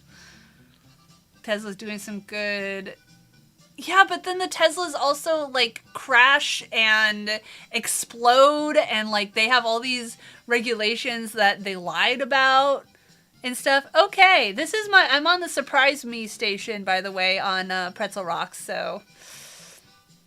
I am a Valley girl, though. I don't think there's really that many girls that, like, talk like this. I mean, like, I've never encountered one, and I was born and raised in Southern California, okay? But my normal voice that I talk about, you know, this is how I talk or whatever, all fast and everything like that, this is what the hyperest people I've ever met in California sound like me. But, yeah. Polka. Okay! Alright, let's organize this shit. Ugh. I can go till 3:30, but that's it. I still, like I said, I have to get the stuff ready for the PTA meeting, and we're supposed to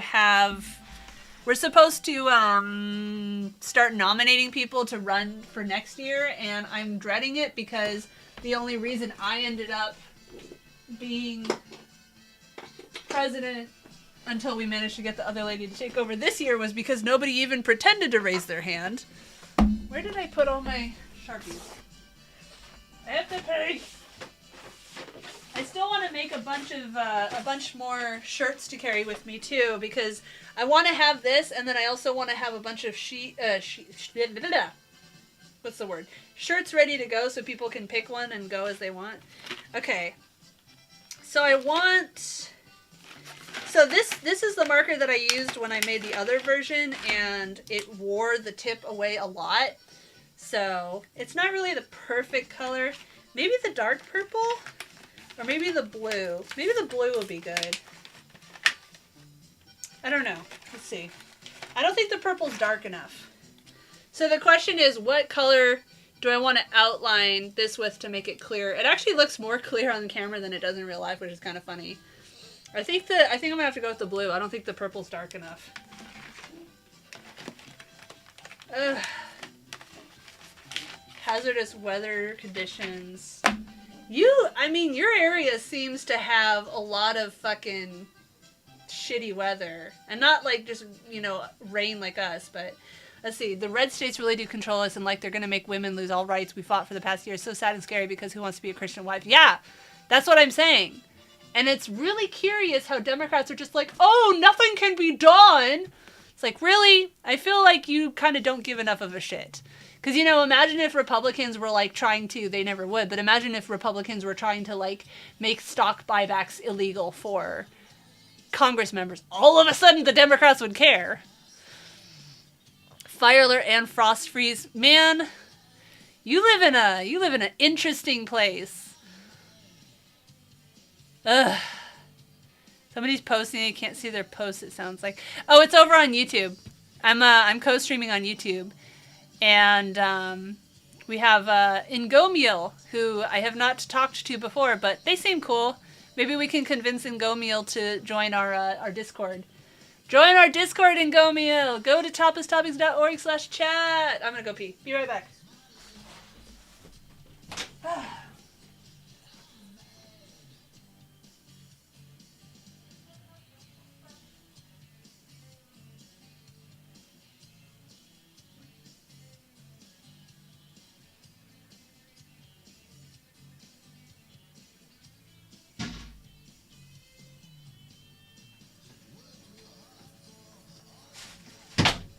I also need to change my clothes before I go to the PTA meeting, because I feel like wearing PJs to a PTA meeting is a little gauche. Okay. Yes, Zan is very mysterious. Like, I don't even know what his real name is or what he looks like or anything. He's very info security focused, but he's good people. He's been around for a long time in the content. Okay, so I'm going to have to do it on the sticker part because it doesn't really stick to the cardstock. So I'm trying to be careful. This is a learning experience. I only just recently got my own cry cut. I was using my friend's before, and I haven't used it very much.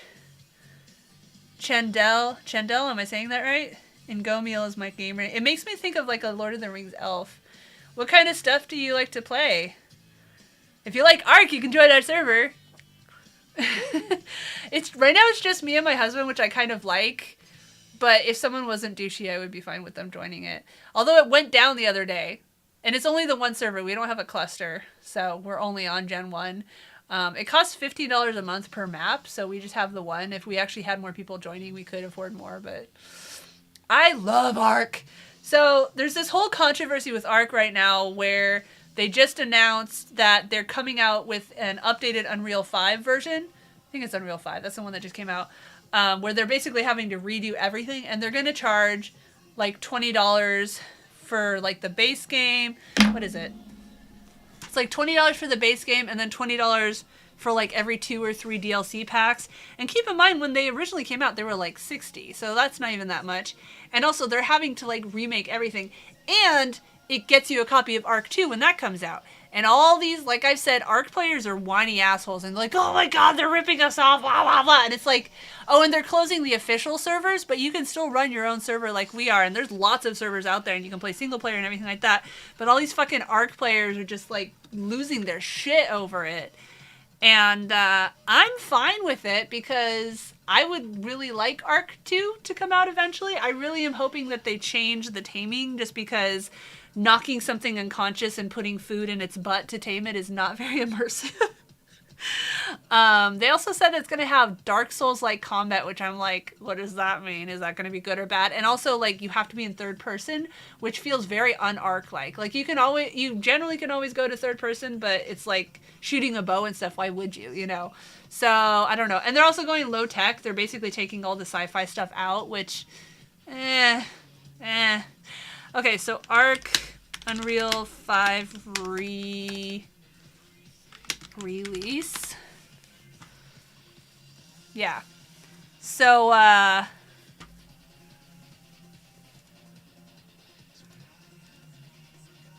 there's a tornado touchdown. Fan created master server. Fan created master server on Unreal Tournament. There we go. Yeah. I never played Unreal Tournament. I didn't have access to computer games really for a while. Like I didn't get to play. The first MMO I ever played was EverQuest, bleh, also known as EverCrack, and I shared an account with my friend, so I could only play when she wasn't. And like, yeah. And I played a little bit of World of Warcraft on and off, but I never really got super into it. I tried a couple of different MMOs over the years, but none of them really grabbed me. I guess technically Ark's an MMO, but the whole like listen to someone talk a bunch and then go kill a skeever was never really that appealing to me. And also MMOs are hard because it's hard to pace yourself where it's it's challenging, but you're not feeling like you have to push yourself past your comfort zone to match people who are higher level than you, but also you're not bored trying to help people lower level than you. And it just, I don't know, it's just not immersive. Like, I tried Guild Wars 2 and all these other ones, and I just never really found any of them immersive. So, I like Ark. But yeah, so delayed till the end of 2024, which I was expecting, because they were like, it's going to come out 2022. Actually, 2023. It's like, no, it won't. But I'm okay with that. I've got other games. I'm still disappointed in Sons of the Forest. I mean, I know that it's very early access, and they have a roadmap or whatever. Matthew and I already beat it. Like, it's really short, and it has no real story content or anything yet. And it was fun, but it was short, So we're going to try again in like another year and see how much they've added. And then the other weird thing is that they have this animated series, and I thought that it was going to be on Netflix, but then they apparently lost that deal or something, and so they've already like filmed, recorded and animated and everything the whole first season, but they don't have anywhere to host it, which is weird because it's like the assumption is Netflix will take anything, especially if it's already created, so I'm not sure about that. But yeah, so can purchase the remaster for $50, which includes the remaster and Ark 2. Like, Ark 2 by itself would be like $40 or $50, so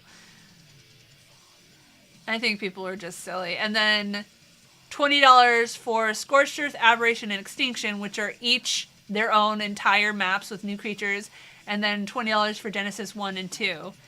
And I still say Aberration is the best. Aberration is my favorite. It's a sparkly pink cave.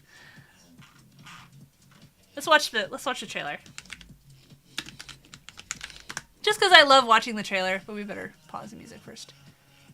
Pause.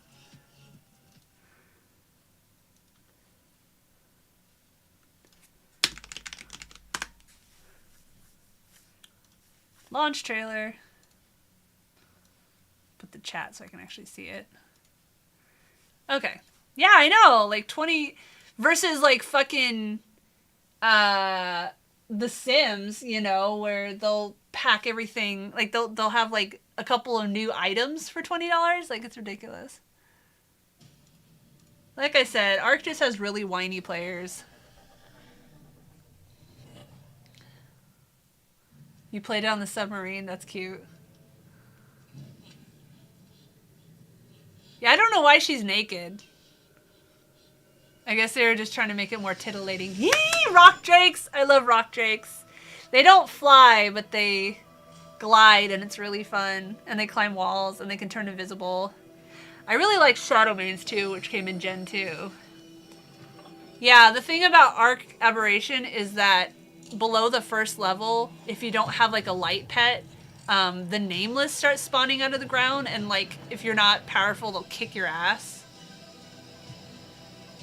I'm excited, too, when I get this computer downstairs, I can play Ark with Matthew on my nice computer instead of playing it on my, like, 3-year-old laptop, which does run Ark.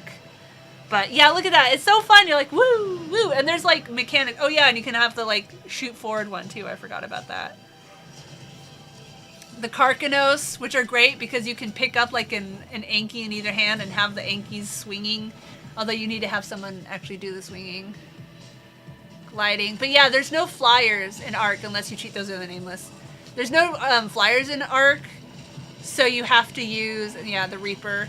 So getting the Reapers in-game, you have to fight the female, the queen, and let her impregnate you. And then after a countdown of like 5 minutes or something like that, your character will die and the baby will burst out of you. And it'll actually attack you, and you have to like... I can't remember what you have to do to tame it, but yeah, like, it's this whole process. You don't just stick, you know, knock it unconscious and stick food in its butt. But, yeah.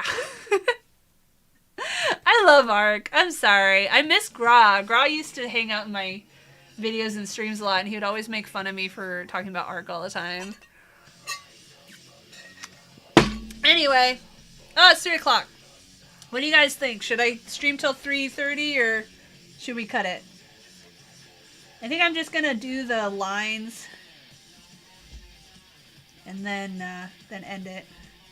And it's not gonna be perfect because I'm not gonna take the time to like use a ruler and everything. I'm just gonna freehand it. I don't really think people are gonna be like leaning in to look at the details and critique it and everything like that. It's like the same thing with cosplay. Like, you know, when you're working on a costume, there'll be stuff that you're like, oh, it's imperfect. And it's like, people are not going to be like leaning in and being like, I see a seam out of place. And if they are, fuck them. They're assholes. Take you to the PTA. What's funny, I want to get a separate computer that's just a word processor. One, so that I can like, I have dreams of like going to a cafe and writing in the cafe. And two, so I can use it at stuff like PTA meetings and not have any topless topic stuff on it. So I don't have to worry about topless topic stuff popping up in the middle of a stream. Oh, that'd be awkward. PTA. Parent, teacher, maybe parent? I don't know. That's weird. What? I don't know. Twitch is weird. So there it is with a border. I think it's a lot clearer. Again, it's like, it's weird. It's clearer on the camera than it is in real life. Usually it's the opposite. Luckily, I only have the... They're supposed to be rainbow. They don't really look rainbow. Rambo. Anyway. Ha! So I watched the trailer for the Marvels, the one that has Captain Marvel, Rambeau, and Miss Marvel. And apparently it's got the most dislikes for any video that ever went on YouTube or something like that. And the movie's not even out yet. And of course it's all these douchebag gamer gators that are like, oh, woke, blah, blah, blah, feminism shoved down my throat. It looks fun. I look forward to it. It looks, I like the fun superhero movies. I don't really like the super serious, you know, the grimdark ones. But anyway, every time they say Rambo, the black chick, my brain goes Rambo, like the bang, bang, bang, you know, headbang guy. PETA? Maybe. But PETA's with an E. Also, why would they block PETA? That's kind of weird. It's like OnlyFans, where they have like all these random words that they block. I caught Eden Blair's live stream recently, who, you know, I did that interview with a long time ago. And it was the first time that I had ever talked to, like, interviewed an actual sex worker before. This is a drive, and I'll print it to a PTO. Just a heads up, one person cannot make that decision. There's a process. We should have checks ready to hand to people that are in attendance.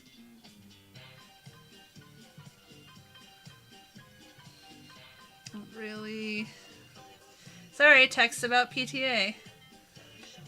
Difference.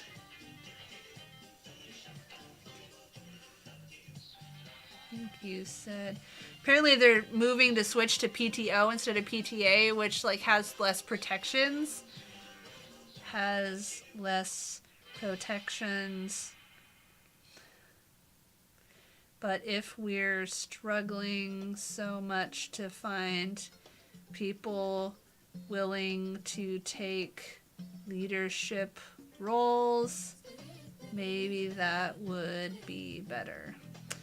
Yeah, we have this one teacher who is very domineering, and when it was just me and the other two ladies and all of us are brand new and have no idea what we're doing, she would basically be like, oh, I bought this, give me money. And we were like, So, and then when we got the lady that's our president now, who was president for years, and then she quit for 2 years because one of the other guys was like a fucking asshole to her. She took over and she was like, wow, this is a mess. And we're like, we didn't. None of us wanted to be leadership, and no one who knew what they were doing stayed on. So we were all just blind leading the blind, and I really didn't want to be in leadership. And, you know, you guys have been around, no, because I would be complaining all the time, and you guys would just walk away, and it's like, okay, but then literally no one is in, no one's in the PTA. I don't know. Oh, pain in the ass. Yeah, I don't know. No. But anyway, yeah, I caught her stream, Eden Blair, and she was expressing frustration. She named another website. I can't remember what it was. It was like Jaguar or something like that.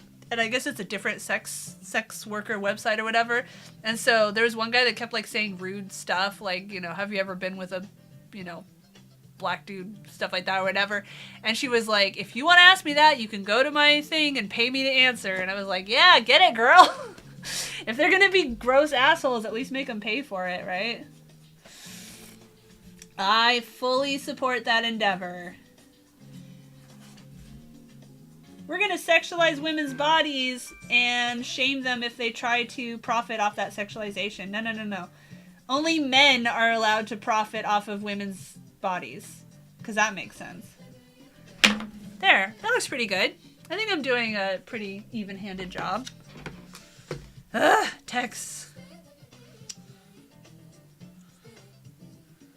Okay, I'll be there with last meeting's minutes.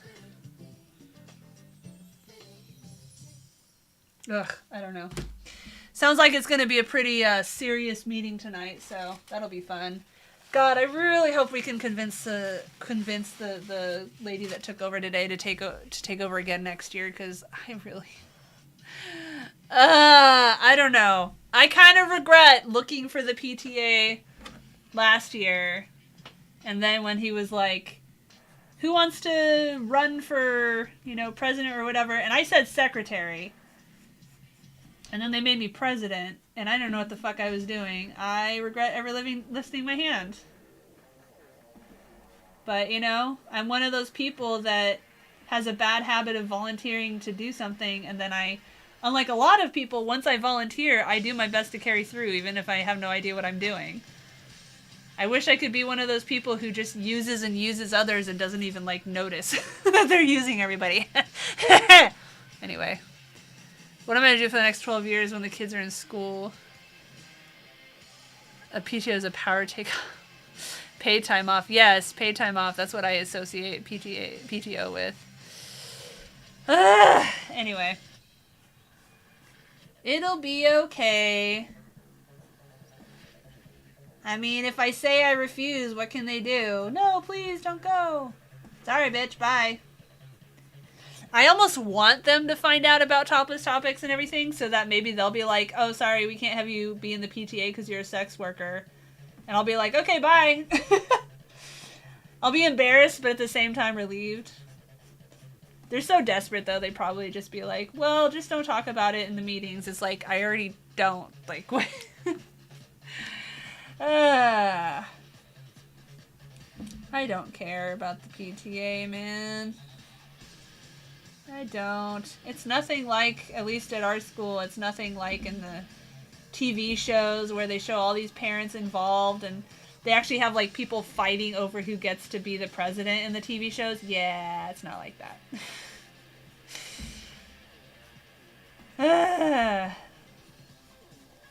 And then we got shamed for not really knowing what we're doing, and it's like, okay, are you stepping up? No? Then shut the fuck up.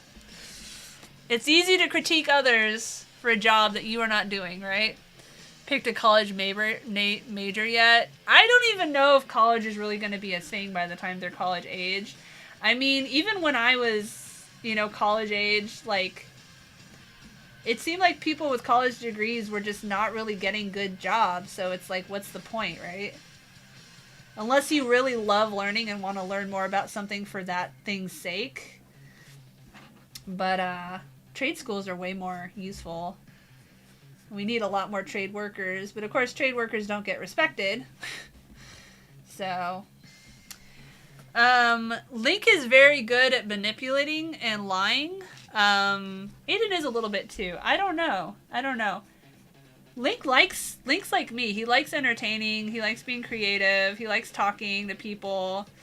I'm a little nervous that he'll be kind of mean to somebody and then he'll make excuses about it. Like, yesterday he got in trouble he was working with another kid who is bad at counting and they were supposed to count these cubes in a cup and she was taking too long so he knocked the cup over and eventually he apologized.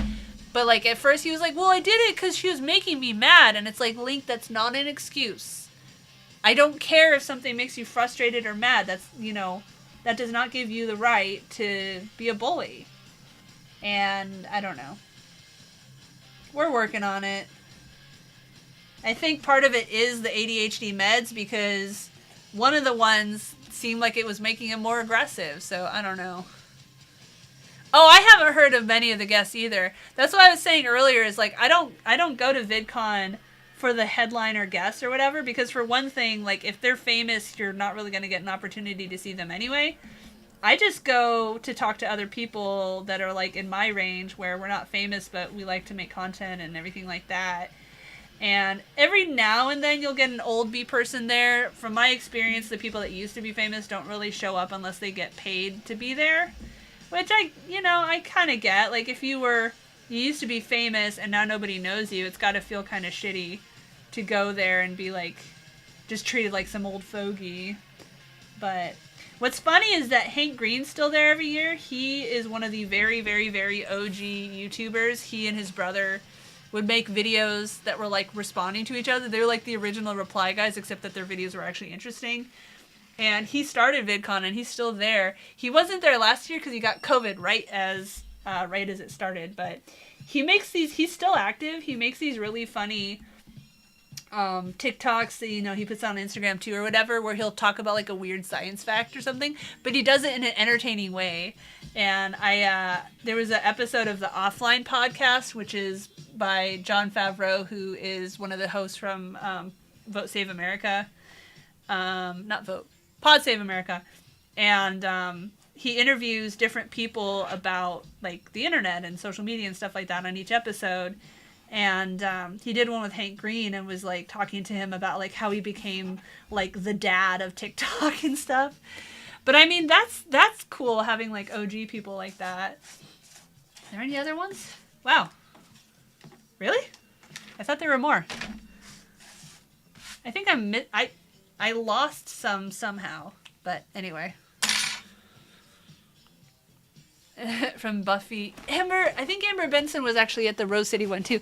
They had a few people I actually recognized listed, but I didn't really get to go to those panels. For one thing, I only went for 2 days, and we had the kids for one of them, and it was really hard to like keep the kids in line. I mostly just went out on the hall and I filmed a bunch of interviews. Philip was there like helping with sound or whatever, and it felt a little bit official, and I interviewed a bunch of comic artists, and I haven't done anything with the videos yet. Like I was kind of joking. It's hard to get the will up to do it because they're all clothed, so I feel like no one's gonna watch them. Plus, I still want to review the books. Like one of the ones the author wasn't there, but I talked to the publisher of the, I can't remember what it's called, but it's a autobiography about this genderqueer person, like how they realized that they were, genderqueer. And I didn't even know when I read it that it was like the most banned book. It might not have that title anymore. I don't know. There's so many banned books now. But I read it and it wasn't that big of a deal at all. And I'm just like, wait, this is the most banned book. But of course, banned books. Yeah. Anyway, I want to do reviews of the videos of the books also. I don't know if I want it to be in the same video, but I should release them about the same time. I don't know. Anyway, I try to remember to have paper on hand when I'm reading something to write down stuff I want to talk about, but like especially when I'm reading something in bed or something, like it's a pain in the ass. So Carrie Byron is over 50. You can never tell. You can never guess if nobody tells you she looks 30 in real life. The redhead from Mythbusters. She wrote a book called Crash Test Girl. Interesting. I'm reading Rachel Bloom's I Want to Be Where the Normal People are now, and it's actually really funny. And it turns out that we had a lot in common. Even though she was raised semi-rich, we still semi-rich and Jewish. A lot of other stuff we had really in common. So, and she's very funny. She wrote the script and the music for Crazy Ex-Girlfriend. I mean, she had help, but she is a comedy writer. I don't play that game. I've heard of it, but never tried it. I don't know if that was reference to Ark, because that was a conversation a long time ago. But yeah, I know Twitch has Twitch and Joystick and everything. They're weird about letting you post links. You can always post it in our Discord though. So topless.org/chat, and then as long as you're not posting, you can even post links to sexually explicit stuff, just make sure you don't have the thumbnail. You can kill the thumbnail and warn people that you're linking to that, or post it in our adult only rooms. Now I kind of want to put a border on everything, which is maybe not great. I don't know. We'll see how it looks without it. Okay, so let's organize this. I'm going to go till 3:30 or till Matthew calls, whichever happens first. And then, this is an exclamation point. I was like, I don't remember. Why is there a lowercase I? All right. Currently streaming. There you go. You can do it in the currently streaming room, which I don't even have open right now. So, all right. So, let me entertain you. Let me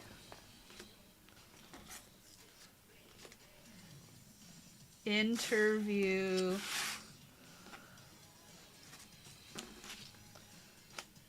nope. There we go. Oh, it's slightly different on the top and bottom of the end. Interview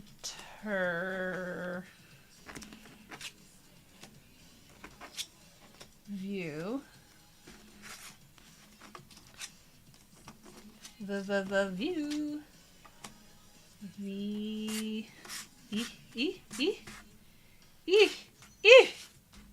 I'm missing I. I! Where did you go? Where'd you go, you little bastard? Okay. I don't know where I went. Where did I go? Here's P. Here's R. How did you... What? Oh, I found a G. I don't know how G got way over there, but... Matthew won't be on videos anymore. Maybe I can get him to do that alcohol one I was talking about. But, when we first started dating, and I started Topless Topics shortly after we started dating, I could get him in videos with me Not often, but like occasionally. Now it's like he never wants to. I dream about those couples where they both do content, but at the same time, a lot of them seem to crash and burn, which makes sense with like parasocial relationships and all. Like the Shay Tards, whose name I don't even like saying because it has tard in it, but they like all ended up cheating on each other and everything like that. Because, you know, famous people, they can't keep it in their pants, I guess. Ugh. Hear your voice? Oh, that's funny. Yeah, I was reading about how last VidCon, apparently there were a lot of people that like watched online, and I'm like thinking of the panels that I spoke up in, and it's like, oh gosh, they saw me. I hope I didn't do anything too embarrassing. But they probably wouldn't link it to me. I probably wasn't even on camera, so. Okay, so let's just do it this way. But the colored ones, I feel like I'm doing a puzzle where you take like, you know, all the blue ones go over here and do. I almost started a puzzle the other day. But the thing is, like, the kids will mess with it, so you have to, like, sit there and do it all. Puzzles can be fun. They can be nice and relaxing, especially when you're, like, talking to somebody. But, yeah, having a place to do it without the kids messing it up is a challenge. Probably not this year, but one of these days. I do want to finish the backyard and put an actual cover out there so we can use it more than, you know, the 2 days a year that's not raining. Because we replaced the deck, the wooden deck, with cement, but then Matthew lost his job, so we canceled building the top. But I wasn't super happy with the company anyway, because like they would hire other people to do it.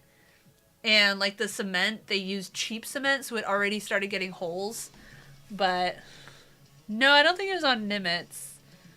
I don't know. He'll call any minute, so I can ask him what the name of his ship was. And answer you with that. Okay, so let me enter the I, U, Y, O.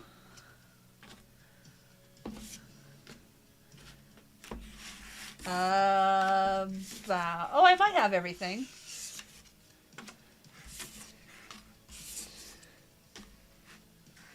Okay, so let me interview you about. I feel like I'm laying out a like serial killer note. Yeah, I don't know. He usually calls about 3:30. That's when he usually gets out of work. Sometimes it runs late or not. Oh, man, he came home so upset the other day because there's this guy that's been working them for a while, and this guy is just, like, not good at his job, and Matthew's complained about him before, but he came home feeling bad because the guy really fucked up that day, and the bosses asked Matthew, like, do you think we should keep this guy as an employee? And Matthew, like, felt really bad, but he said, I don't think he's a good fit.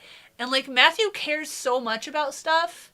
Like, he doesn't necessarily come off, you know, like, he really doesn't like to hurt people or whatever. And so he felt really bad about it. Meanwhile, I'm like, dude, that guy sounds like a fucking piece of shit. Get the fuck out of there. You know, if you're gonna get paid for a job, but then everyone else has to pick up all the slack for you, fuck you. I'm very harsh. I don't tolerate slackers. You know, if you can't handle a job, then don't sign up for it, you know? Anyway, getting asked about coworkers. Yeah, and it's like you always are like, what if they find out I was the one that said it? Are they gonna, like, shoot me? I've only been on a military base very few times, and I never, like, explored it at all. It was always just like, I had a friend, a coworker actually, and we went to her place for a 4th of July thing. And I remember thinking, like, the houses looked nice, but the fact that they were so uniform was kind of weird. But I loved the fact that all these houses had their own little backyard, and then the backyard opened up onto this, like, grassy area where all the kids could play and not be, like, adjoined to a street, or have to deal with that one patch of hair looks weird. There's, like, hair and then there's no hair in their hair. I don't know. Anyway, I haven't shaved my armpits in like a year. Fuck it, I don't care. I couldn't be a manager. I'm not much of an authority figure. I would hate to fire people. Yeah, exactly. Like, I'm fine being my own boss. I love making my own executive decisions, but I would have a really hard time having employees. And again, that's part of why I don't like having nope. I hate this kind of music. Nope, nope, nope, nope, nope, nope. I fucking hate that kind of Oompa Loompa music. Sorry. To me, it's circus music. Anyway, what was I talking about? Yeah, I don't like having to multitask for people. Like, I have a friend who I paid to be a social media manager because I wanted him to not have a job. He lost his job and I wanted him to stay free so he could babysit my dogs. And so I paid him to be a social media manager and he did not do anything. I would like ask him about it. He'd be like, oh, get right on it. And yeah, he never did anything. And I'm still like pissed about it. And I don't think he made the conscious decision to not do stuff. He just is not very good at adulting. And I felt like I was paying him for me to micromanage him. So that's why I don't like hiring other people. Yeah, you get housing for free. Matthew actually married a woman that he didn't really love or whatever just so she could have free housing. Yeah. I mean, I get why they design military bases the way they do. I love the idea of, like I said, having this communal area that everyone's backyards open up into so the kids can play there instead of being on the street. Because it's like where we are, I do not let my kids play on the street because we get cars that go and it just sucks because, like, for a long time I lived on a cul-de-sac in Temecula and we would occasionally get cars that went fast, but for the most part it was pretty chill. And it was great. We'd be out there, we'd play hockey, you know, whatever. I mean, I wouldn't. I had no friends, but other people would. And then we had our front yard, which, like, it was grassy, and then it kind of connected to the other yard, and so we would play in the big yard together or whatever. And I had a lot of fond memories. In our backyard, we never landscaped it. We kept it dirt, so I would make, like, rivers using my... Oh my god, another one. No. Anyway, we would make... Not we. Again, no friends. I would make, like, little rivers out of the hose because I was little and I didn't know about the drought. Or I'd make little lakes and I'd play with, like, my Serengeti animals and stuff. So even though I had no friends... And then I started getting, you know, game consoles and stuff, too. So I would play with that. Anyway, okay, so let me interview you about gender-based. We gotta put the gender-based in there.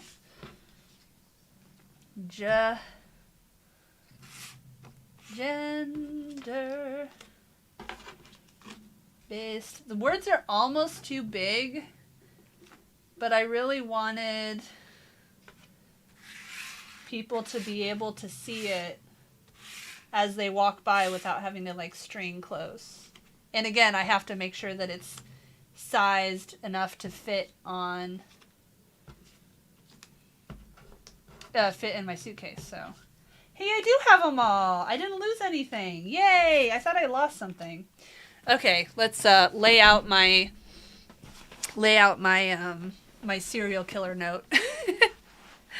All volunteer military really changed the way downtime is for retention. Housing complaints usually get addressed quickly. Okay, so. Tilt it up a little bit. There we go.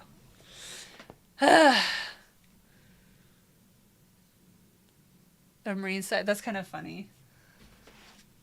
How much rivalry is there between the two branches? Because I remember Matthew said that, like, the nukes would, like, they wouldn't even really fraternize with the rest of the ship. They would just be among the nukes. Let me enter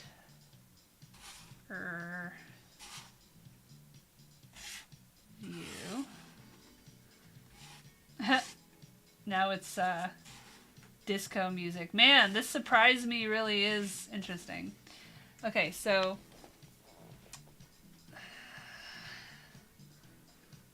let me enter kind of want to do a really light pencil line, but I don't want it to show, and it's going to be hard to erase if I do.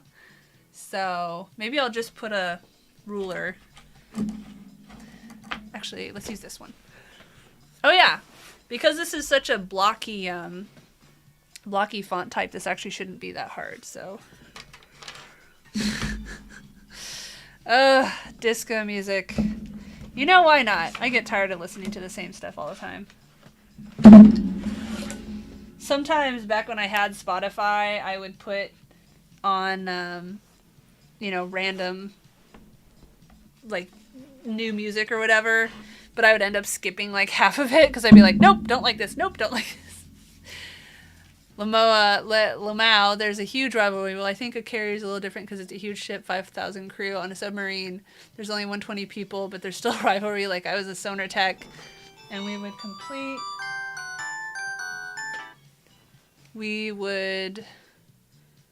compete with radio navigation, but you see everybody every day on a submarine. You can't really avoid people less than 600 feet long. Sounds like a small town. Leftover World War II parts. Yes, jarheads and squids. I remember hearing that. Yeah, man. Well, it's like in basically any job, especially when you're seeing the same people with no escape.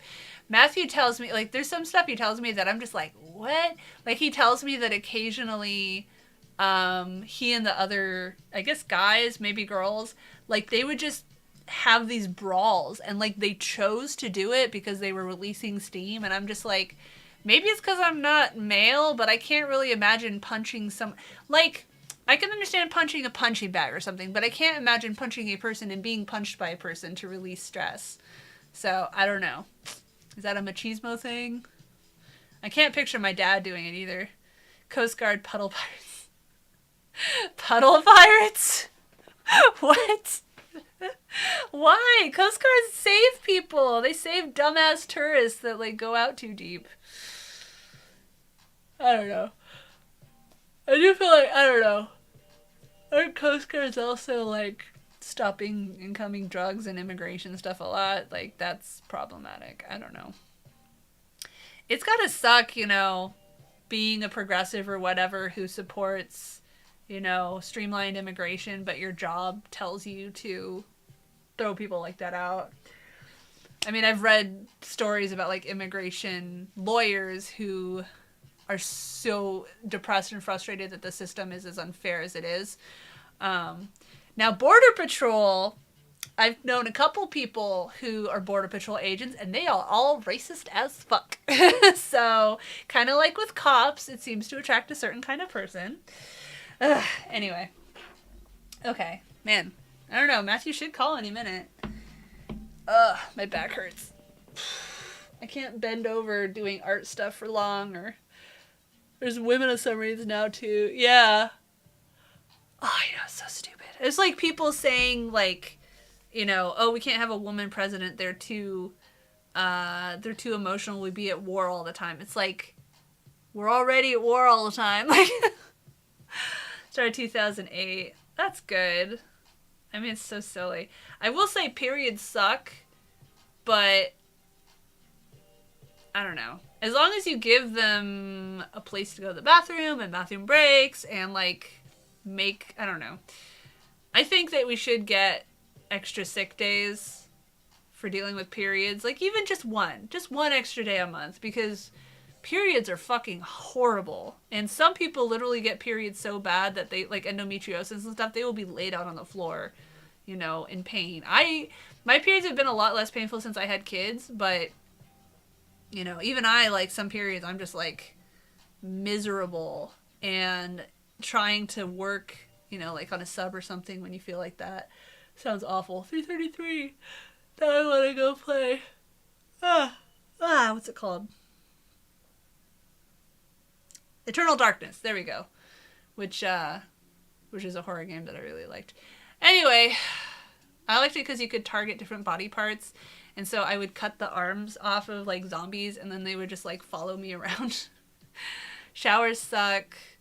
Put soap on the body. Yeah. Why can't you just take a shower with seawater? I mean, you're just washing yourself off. Yeah. Well, it's like, you know, desert countries and stuff where you use sand to wash off, which, I mean, I think it would work in some cases. I'm basically just waiting for Matthew to call so I can ask him what ship he was on, and then I'm going to cut it out because I got to get ready for the PTA meeting, and also the coffee is running out. I am more and more tired.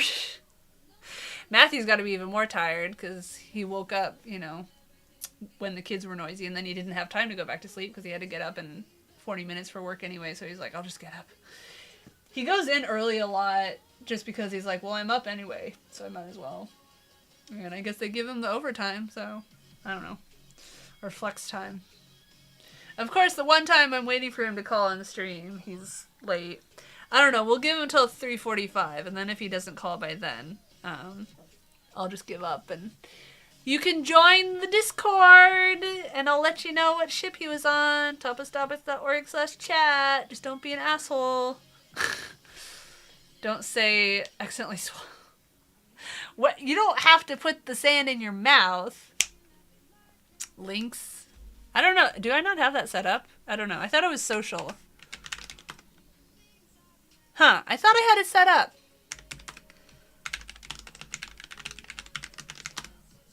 There. It's literally just topless.org/chat. Alright. Yeah, we just don't like people who come in and start saying sexual shit to me. People who, yeah, we don't like right-wingers. You can be right-wing and come, but just know that you are going to be in the minority, and you're not going to find support if you start saying stuff, and if you get too offensive, we will block you. And spammers. Other than that, hi, you literally showed up right as we're about to leave. I am waiting for Matthew to call because Neutrino wants to know what the name of the ship he was on is on Joystick. Oh.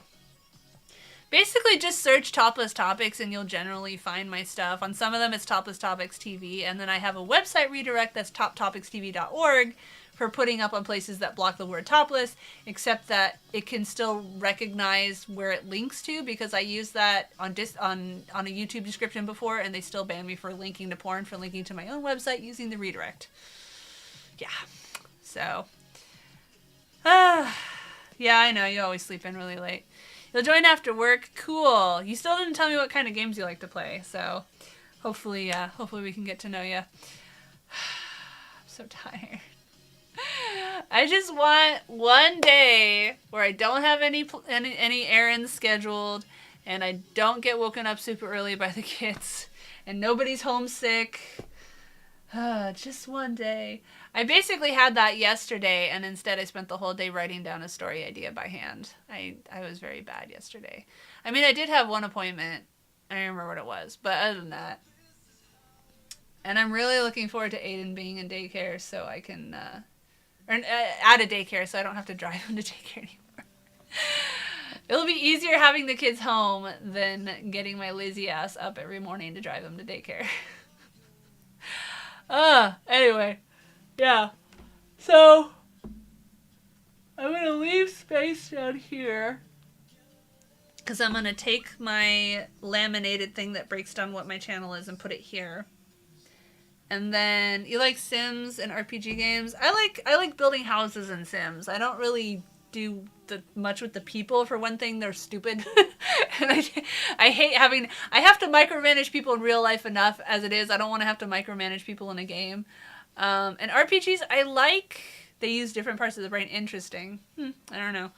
I just generally don't write on hand very much because it makes my hand cramp up. But anyway, I have a hard time getting into turn-based games, and it sucks because I like story, but I just get really bored with turn-based. So I like more active ones. You got sick. Aw. A bunch of people around me have been sick, and I haven't been sick lately. I mean, I got my fucked up tooth, but other than that, I haven't been sick, and I'm like waiting for it to happen to me.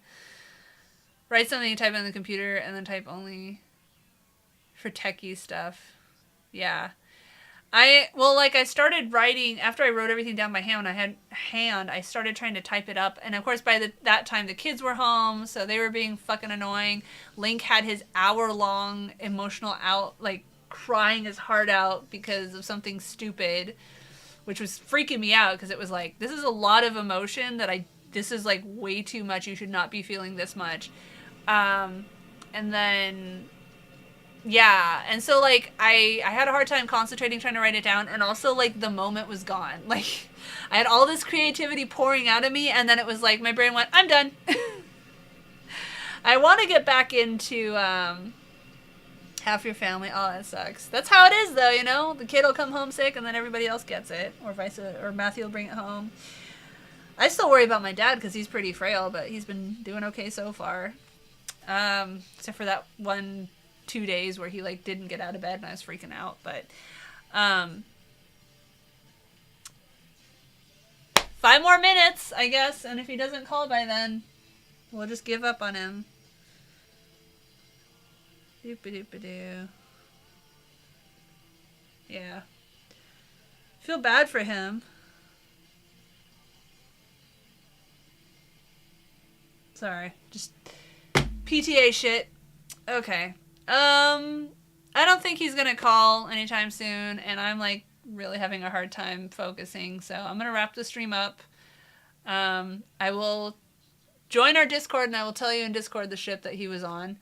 And if you didn't hear, I stopped doing Saturday live streams for a while just because it was like cutting into what free time I had and just really tiring and everything. I do want to start doing Friday live streams, like creative streams, maybe even like working in Blender and stuff again, but tomorrow I probably won't because I have to get up super early to take Link to his well child visit and talk to his doctor about how he keeps having horrible reactions to the ADHD meds. So probably not tomorrow. We'll see. Maybe I can do that, drop him off and take a nap and then be up to it.